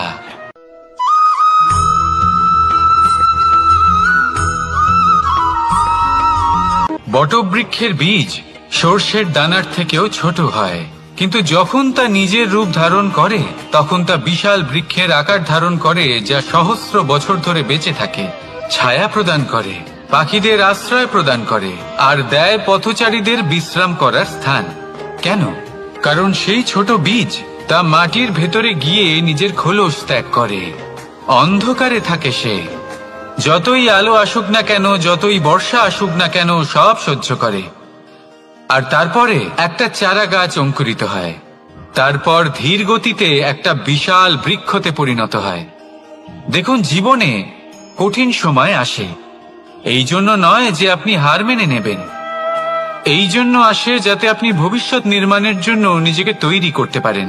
যদি কঠিন সময়ে আপনি ওই বীজের মতো দৃঢ় হয়ে থাকতে পারেন, তাহলে আপনিও একদিন সেই বিশাল বৃক্ষের মতো নিজের অস্তিত্ব গড়ে তুলতে পারবেন, যা সহস্র বছর পর্যন্ত মনে রাখা হবে। আসুন আমার সাথে ভালোবেসে বলুন, রাধা রাধা।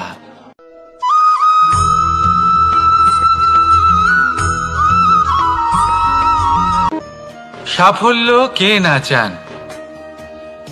সাফল্য লাভ করার, শিখরে পৌঁছানোর আলাদাই একটা আনন্দ রয়েছে। আর আপনজনদেরও কে না চান? প্রত্যেক মানুষ চান যেন জীবনে তার কোনো আপনজন থাকে, যারা সবসময় তাদের সাথে থাকবে, কারণ আপনজনের সাথেই তো সাফল্যের আনন্দ সব থেকে বেশি পাওয়া যায়।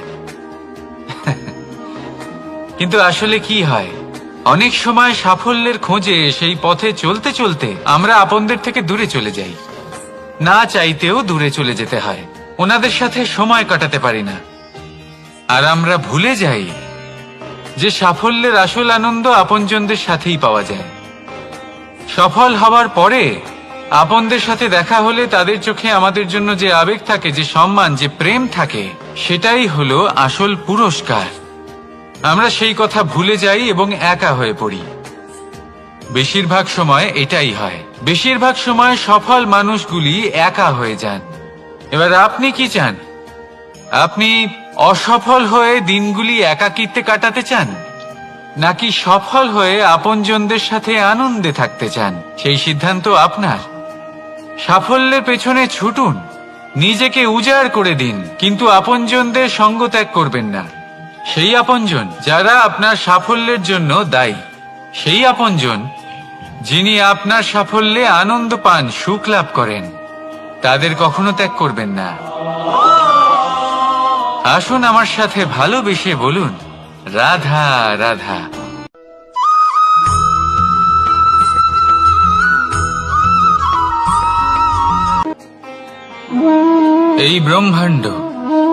এই ব্রহ্মাণ্ড কত বৃহৎ, তাই না? যার সম্মুখে এই পৃথিবীকেও একটা বিন্দুর মতো মনে হয়। আর এই পৃথিবীতে আমরা কে হই, আমাদের আকার কিরকম, আমাদের অস্তিত্বই বা কি? যখন আমরা এভাবে ভাবি তখন মনে হয় আমরা কিছুই নই। তা আমরা যখন কিছুই নই, তাহলে আমরা এত চিন্তা করি কেন? কি ভেবে ভয় পাই? কাকেই বা এত ভয় পাই? কে আমাদের মারতে পারে আর কেই বা আমাদের জন্ম দেবে? আত্মার আসলে না কখনো জন্ম হয় আর না কখনো মৃত্যু। আত্মা শুধুই শরীর বদল করে। আপনি, আমি, আমরা সকলে এই শরীর নয়, আমরা হলাম আত্মা, যা হলো পরম আত্মার পরম অঙ্গ। সেই জন্য মনে রাখবেন, বাইরের কোথাও দেখবেন না, নিজের অন্তরের গভীরে গিয়ে দেখুন, আত্মাকে উপলব্ধি করতে শিখুন। ক্লেশ, ভয়, চিন্তা, এই সব কিছুর থেকে নিজেকে দূরে রাখুন, তাহলেই উপলব্ধি করতে পারবেন পরমাত্মাকে। তাহলে আসুন আমার সাথে ভালোবেসে বলুন, রাধা রাধা।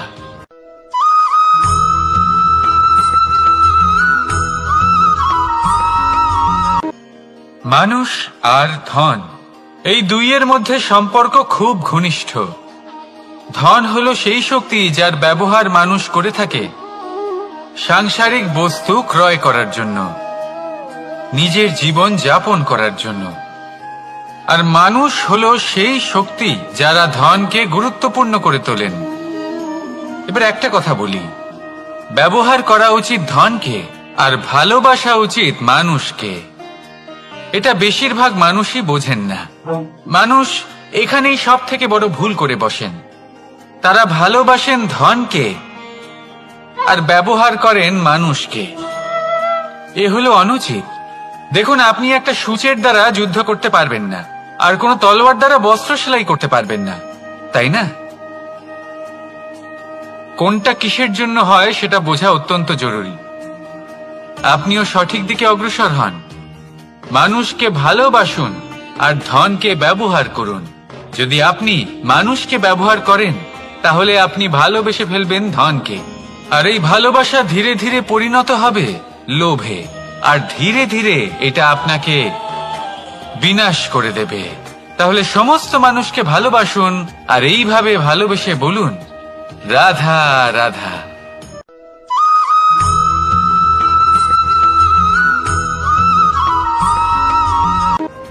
পরিবর্তন এই সংসারের শাশ্বত নিয়ম। কোন রাজা নেই যিনি চিরকাল রাজা থাকেন, কোন ধনী ব্যক্তি নেই যিনি চিরকাল ধনী থাকবেন। এই সংসারে সূর্যের স্থান নেওয়ার জন্য চন্দ্রিমার আগমন ঘটে। কোন স্থান যাকে পতিত বলা হয়েছিল সেখানে মহল তৈরি হয়েছে। কোন স্থান যাকে আজ মলিন বলা হয়েছে কাল সেখানে মন্দিরও স্থাপন হতে পারে। কোন ঋতু চিরকালের জন্য থাকে না, কখনো সময় চিরকাল একরকম থাকে না। আজ যা আপনার কাছে রয়েছে কাল অন্য কারোর ছিল। আজ যে আপনার কাছে রয়েছে কাল তা অন্য কারোর কাছে চলে যাবে। আপনার সাথে কিছু থাকলে তা হলো আপনার কর্ম, কিন্তু সেই কর্মের পরিণামও আপনার নয়। আপনি শুধু কর্ম করুন, বাকি সবকিছুই পরিবর্তনশীল। কিন্তু সেই পরিবর্তনকে দেখে ভয় পাওয়ার প্রয়োজন নেই, তাকে স্বাগত জানান। যদি আপনি হাসি মুখে সেই পরিবর্তনকে স্বাগত জানান, তাহলে এই পরিবর্তনও হাসি মুখে আপনার সাথে থাকবে। আসুন আমার সাথে ভালোবেসে বলুন, রাধা রাধা।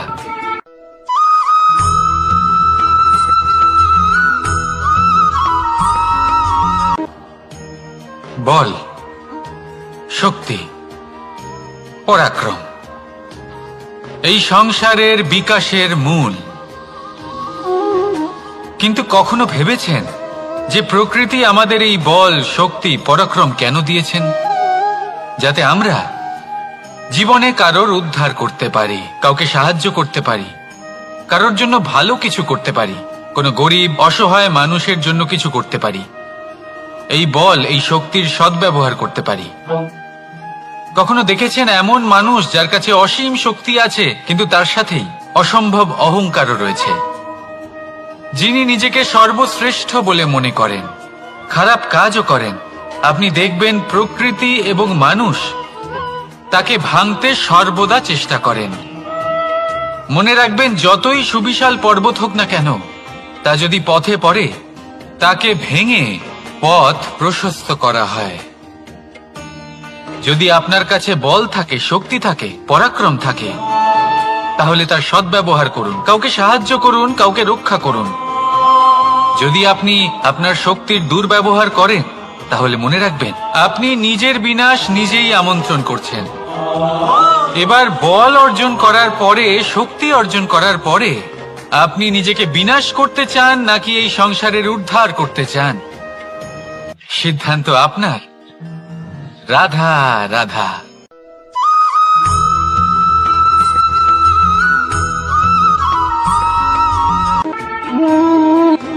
সময়। এই সময় আসলে কি? এই সময় একটা সরল রেখা তো কখনোই নয়। সময় হলো একটা চক্র, যেখানে এর আদি সেখানেই হলো এর অন্ত, আর যেখানে তা শেষ হয় সেখান থেকেই তার শুরু হয়। এই সময় একটা অত্যন্ত বিচিত্র চিন্তা, বিচিত্র ভাবনা, একটা বিচিত্র বস্তু যা কেউ বুঝতে পারেন না। এই সময়ের লীলা, এর কোনো প্রমাণ নেই, কোনো জ্ঞান নেই, কোনো পরিমাপ নেই। শুধু এটুকু আমরা জানতে পারি, যেখানে শেষ হবে সেখান থেকে একটা নতুন সূচনাও হবে।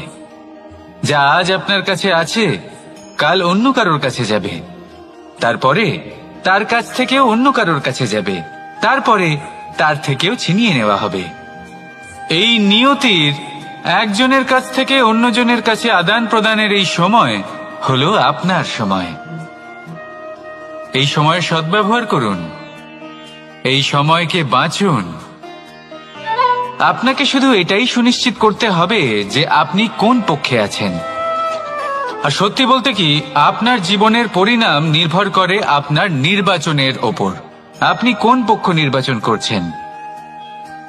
তাহলে মনে রাখবেন, জীবনে সেই পক্ষই নির্বাচন করবেন যা চয়ন করার পরে আপনি সুখ অনুভব করবেন, আপনি সন্তোষ লাভ করবেন, প্রসন্নতা লাভ করবেন। আর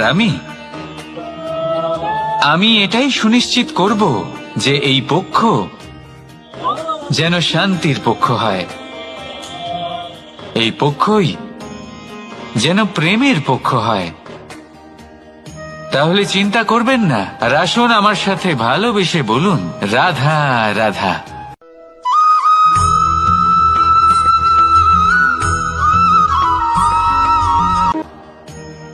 বল, শক্তি, পরাক্রম এই সংসারের বিকাশের মূল। কিন্তু কখনো ভেবেছেন যে প্রকৃতি আমাদের এই বল, শক্তি, পরাক্রম কেন দিয়েছেন? যাতে আমরা জীবনে কারোর উদ্ধার করতে পারি, কাউকে সাহায্য করতে পারি, কারোর জন্য ভালো কিছু করতে পারি, কোনো গরিব অসহায় মানুষের জন্য কিছু করতে পারি।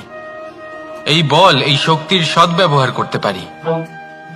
কখনো দেখেছেন এমন মানুষ যার কাছে অসীম শক্তি আছে, কিন্তু তার সাথেই অসম্ভব অহংকারও রয়েছে, যিনি নিজেকে সর্বশ্রেষ্ঠ বলে মনে করেন, খারাপ কাজও করেন। আপনি দেখবেন প্রকৃতি এবং মানুষ তাকে ভাঙতে সর্বদা চেষ্টা করেন। মনে রাখবেন, যতই সুবিশাল পর্বত হোক না কেন, তা যদি পথে পড়ে তাকে ভেঙে পথ প্রশস্ত করা হয়।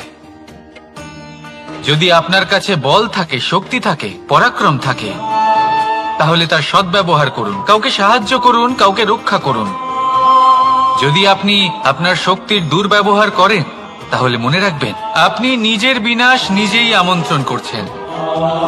এবার বল অর্জন করার পরে, শক্তি অর্জন করার পরে আপনি নিজেকে বিনাশ করতে চান নাকি এই সংসারের উদ্ধার করতে চান, সিদ্ধান্ত আপনার।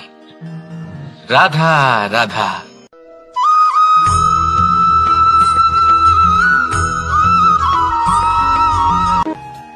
দৃষ্টি আর দৃষ্টিভঙ্গি, এই সমগ্র লীলা হলো এই দুইয়ের।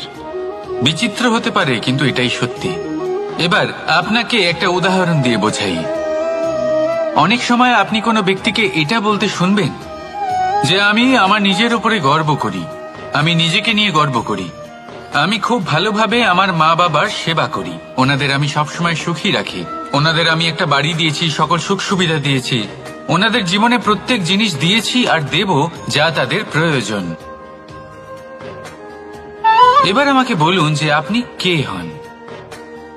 আপনি হলেন সেই বীজ যা আপনার মাতা পিতা রোপণ করেছেন। আপনার মা বাবাই আপনাকে এই সংসারে জন্ম দিয়েছেন। এবার এইসব কথার কি তাৎপর্য? এই হলো সেই ব্যক্তির দৃষ্টিভঙ্গি। এবার দেখা যাক এই প্রকৃতি আমাদের কি শেখায়। কখনো কোনো গাছকে দেখবেন, যখন সেই গাছে ফল আসে, সে মালিকে এটা বলে না যে দেখো আমি তোমাকে ফল খেতে দিচ্ছি। সেই বৃক্ষ এটা বলে না যে দেখো আমি তোমায় আহার করতে দিচ্ছি, কারণ ও জানে যে এটা হলো সেই মালির পরিশ্রম, এটা হলো তারই কর্মের ফল, আর এটা তারই পাওয়া উচিত। সে বলে যে তোমার জিনিস তোমাকেই অর্পণ করলাম, এ আমার জিনিস নয়। ও জানে সেই মালির গুরুত্ব আসলে কি। এটা হলো তার দৃষ্টিভঙ্গি। সেই জন্য আপনি জীবনে কোন ব্যক্তির মধ্যে, কোন পশু পাখির মধ্যে, কোন প্রাণীর মধ্যে, কোন পরিস্থিতিতে, কোন আবেগের মুহূর্তে কি দেখতে পাচ্ছেন, সেটা আপনার দৃষ্টিভঙ্গির উপরে নির্ভর করছে। তাই নিজের মনে ধনাত্মক ভাব জাগ্রত করুন, শুভ চিন্তা নিয়ে আসুন। এই ভাবনাই সত্য হয়ে সামনে আসবে। এই দৃষ্টিভঙ্গি এমন হয়ে যাবে যে আপনার জীবনে সবকিছুই শুভ হবে। তাহলে আসুন আর আমার সাথে ভালোবেসে বলুন, রাধা রাধা।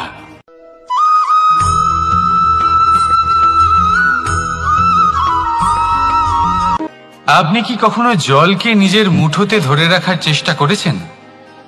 চলুন আজ করা যাক।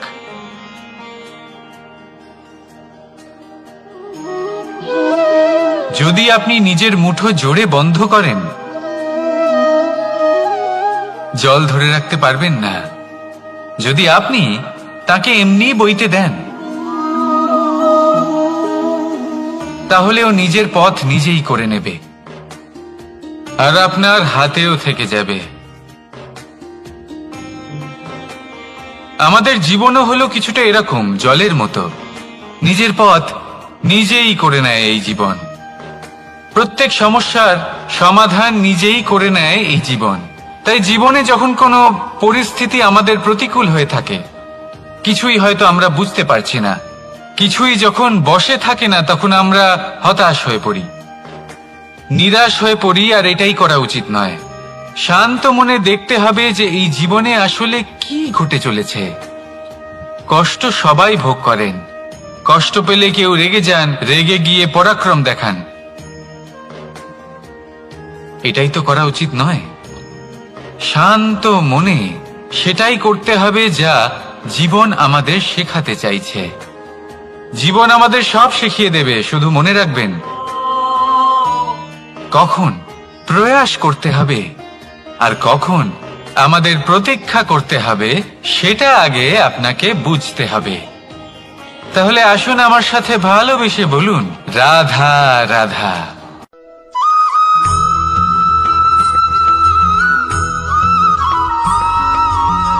প্রতিশোধ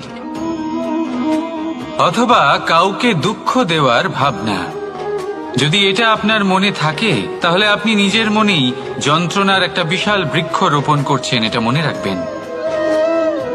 কারণ কাউকে দুঃখ দেবার এই ভাবনা, এটা হলো সেই বীজ যা আপনার মনেই পতিত হবে, আপনার মনেই অঙ্কুরিত হবে, আর আপনার মনেই একটা বিশাল বৃক্ষরূপে বেড়ে উঠবে। জীবন আপনার, কর্ম আপনার, কাউকে দুঃখ দেবার ভাবনা আপনার ছিল, এই বৃক্ষ হলো আপনার, তাই এর ফলও আপনিই পাবেন, যা গ্রহণও আপনাকেই করতে হবে। মনে রাখবেন, যে মানুষ এটা ভাবে যে আমি ওকে দুঃখ দেব, ওকে কষ্ট দিতে চাই আমি, সেই মানুষই দুঃখ আর কষ্ট পেয়ে থাকে। যদি সেই জায়গায় আপনি এটা ভাবেন যে আমি কাউকে সুখী করে তুলতে চাই, কাউকে সুখ প্রদান করতে চাই, তাহলে তারও বীজ আপনার মনেই রোপণ হবে, বৃক্ষে পরিণত হবে, যার ফলও আপনিই পাবেন। এখানে বিষয়টা হলো শুধু মানসিকতার চিন্তা, যা সত্য হয়ে আপনার সামনে আসে। তাহলে এই মানসিকতা শুভ করুন, সবার জন্য মঙ্গল কামনা করুন। অন্যের মনে আপনার জন্য ভালো চিন্তা থাকুক বা না থাকুক, আপনি সবার জন্য শুভ চিন্তা করে কর্ম করতে থাকুন, তাহলে আপনার সাথেও ভালোই হবে। তাহলে আসুন আর আমার সাথে ভালোবেসে বলুন, রাধা রাধা।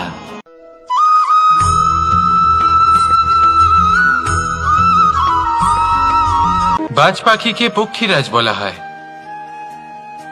বাজের আয়ু হলো মোটামুটি 70 বছর।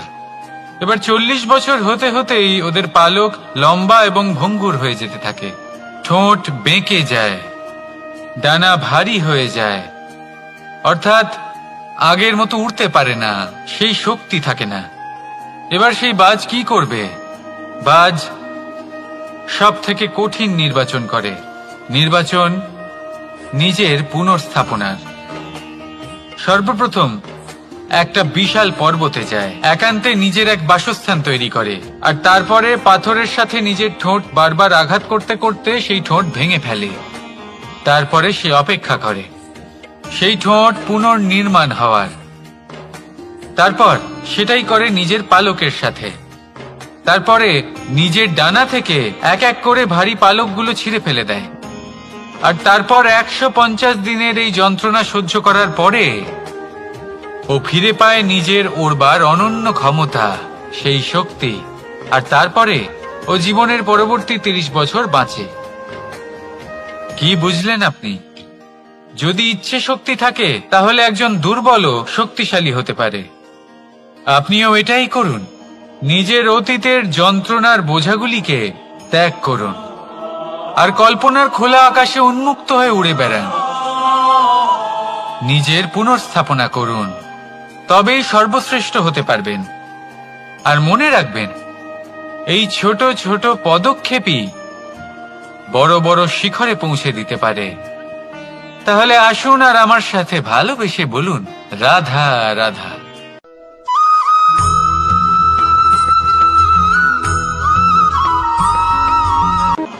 সুখ আর অভিজ্ঞতা, এই দুই জীবনে একসাথে কখনোই আসে না। মনে রাখবেন, যেখানে সুখ থাকে সেখানে অভিজ্ঞতা থাকে না। আর যখন এই সুখ আমাদের জীবন থেকে দূরে চলে যায়, তখন আমাদের জীবনে আসে এই অভিজ্ঞতা। পরমাত্মা, প্রকৃতি, নিয়তি এই অভিজ্ঞতাকে আমাদের জীবনে পাঠান, যাতে আমরা একটা অত্যন্ত গুরুত্বপূর্ণ শিক্ষা, একটা জ্ঞান প্রাপ্ত করতে পারি। এই অভিজ্ঞতা আমাদের শেখায় যে অতীতে এমন কি হয়েছিল যা আমাদের করা উচিত হয়নি। আমাদের শেখায় ভবিষ্যতে এমন কি আছে যা আমাদের করা উচিত আর কি করা উচিত নয়। দেখতে গেলে এই অভিজ্ঞতা আমাদের সেই শিক্ষা দেয় যার জন্য আমরা সুখের দিকে উচিতভাবে অগ্রসর হতে পারি। সেই জন্য জীবনে যখনই দুঃখ আসবে, দুঃখের এই সময় আসবে, তখন হতাশ হবেন না। বোঝার চেষ্টা করুন এই পরিস্থিতি কেন এসেছে, কি শিক্ষা দিতে এসেছে। যদি আপনি সেই জ্ঞান লাভ করেন, সুখের পথে অগ্রসর হন, তাও উচিত রূপে, তাহলে এই অভিজ্ঞতার উদ্দেশ্য পূরণ হয়ে যায়। তাহলে আসুন আর আমার সাথে ভালোবেসে বলুন, রাধা রাধা।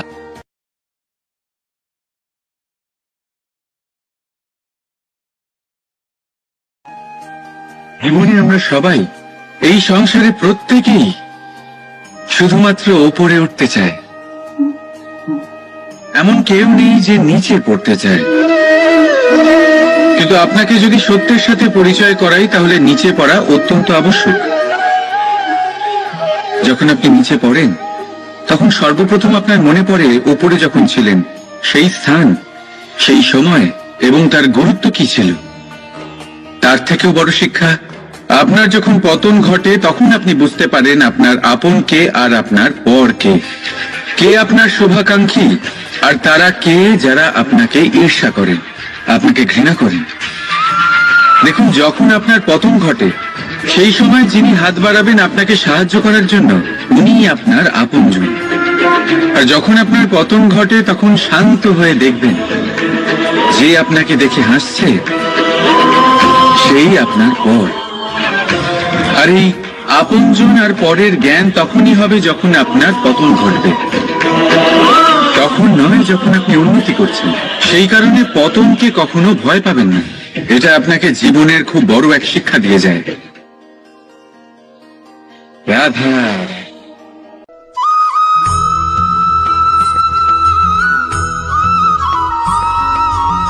ধর্ম, আমরা সকলে ধর্মের বিষয়ে কথা বলি, কখনো নিজের ধর্মের বিষয় আর কখনো অন্যের ধর্মের বিষয়। কখনো আমরা অধর্ম দেখলে সেই বিষয়ে কথা বলি, অনেক রকম আলোচনা হয়। কিন্তু এই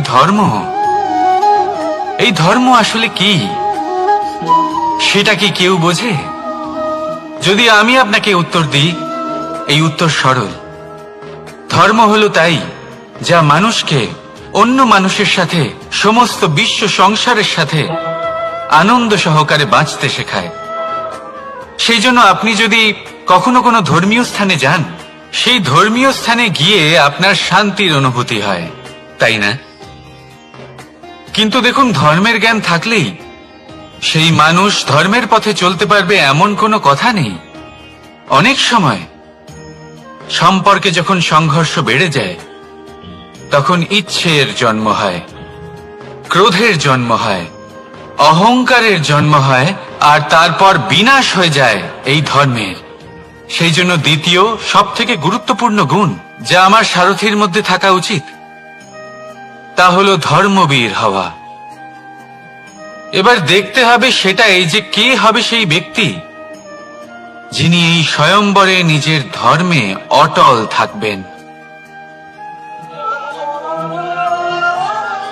কারণ সেই ব্যক্তি এই সংসার থেকে সরে এসে ধর্মের পুনঃস্থাপনের এই মহাকার্যে আমার সারথি হতে পারবেন। তাহলে আসুন আমার সাথে ভালোবেসে বলুন, রাধা রাধা।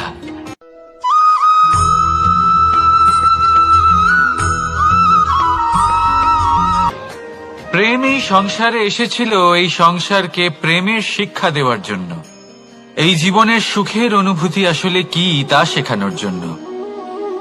কিন্তু যদি সত্যি কথা বলি, তো আমি নিজেই প্রতিদিন প্রেমের নতুন নতুন স্বরূপ দেখতে পাই, প্রেমের একটা নতুন অনুভূতি প্রত্যেক নতুন দিনে।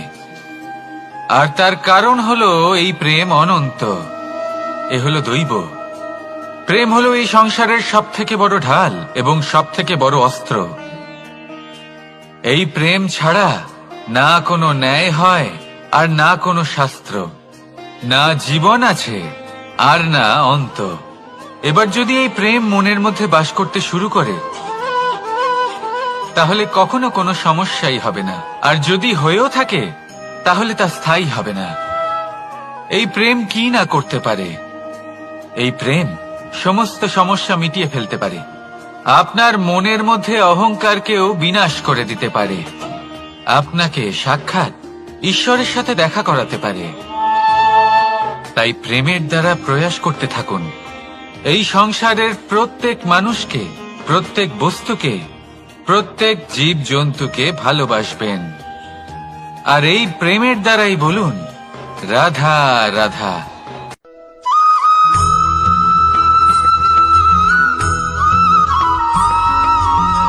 আপনি ওই কথাটা নিশ্চয়ই শুনেছেন, যখন ভগবান একটা দরজা বন্ধ করেন, তখন অন্যদিকে অনেক দরজা খুলে দেন।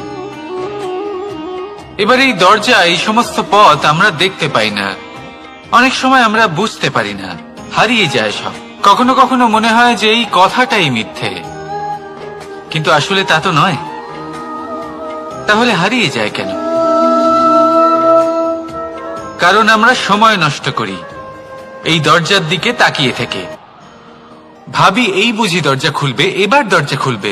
অপেক্ষা করতে করতে আমরা অনেক সময় নষ্ট করে ফেলি। এত সময় নষ্ট করি যে আমরা দেখতে পাই না, খুঁজে পাই না সেই সমস্ত দরজা আর পথ যা আমাদের জন্য খোলা রয়েছে। যদি খুঁজেই না পাই, তাহলে তা ব্যবহার করব কি করে?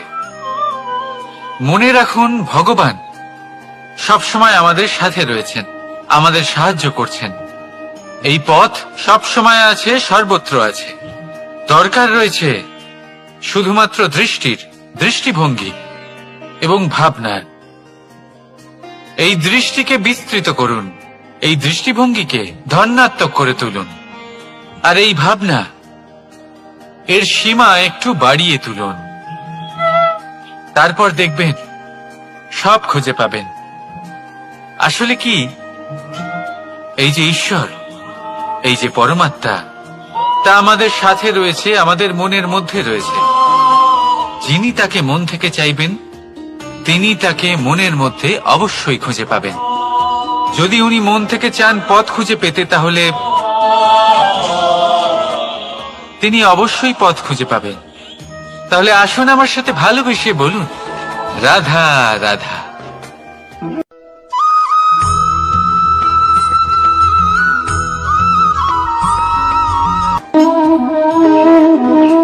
প্রশান্তি জড়িত নিদ্রা মানুষের জীবনের একটা অত্যন্ত গুরুত্বপূর্ণ সুখ এবং প্রয়োজনীয়তাও। দেখতে গেলে এই সংসারের প্রত্যেক পশু পাখি, প্রত্যেক জীব অবশ্যই নিদ্রা প্রাপ্ত করেন, কিন্তু মানুষ, যার মধ্যে বিচার বিবেচনা করার শক্তি অন্যদের থেকে অনেক বেশি, তার কিন্তু ঘুমের কিছু সমস্যা অবশ্যই হয়। কি বলেন, তাই তো? এবার এর কারণ কি? চিন্তা। এবার চিন্তা আমাদের সবার জীবনে আছে। আমরা সকলে জানি যে চিন্তা কখনো আমাদের সাহায্য করে না, তাও আমাদের জীবনে আছে। কেন? চিন্তার মাধ্যমে কি কখনো কোনো সমস্যার সমাধান হয়েছে? অর্থের চিন্তা করলে কি অর্থ লাভ হয়? ভবিষ্যতের চিন্তা করলে কি ভবিষ্যৎ ঠিক হয়ে যায়? স্বাস্থ্যের চিন্তা করলে কি স্বাস্থ্য নিজে থেকেই ঠিক হয়? হয় না। তাহলে এই সব কিছু থেকে আমাদের একটা ছোট্ট শিক্ষা অবশ্যই লাভ করা উচিত। আপনিও আপনার কাঁধ থেকে চিন্তার এই বোঝা নামিয়ে ফেলুন। আর ইচ্ছে, এই সব ইচ্ছে একত্রিত হয়ে আমাদের মনে চিন্তা উৎপন্ন করে। তাই এই চিন্তাগুলিকে ত্যাগ করুন। প্রকৃতির প্রেমের উপর বিশ্বাস রাখুন। মনে রাখবেন, যিনি চিন্তা মুক্ত হবেন তিনি চিতা মুক্ত হবেন। সুখের নিদ্রা প্রাপ্ত করুন, আর নিদ্রায় যাবার আগে আমার সাথে ভালোবেসে বলুন, রাধা রাধা।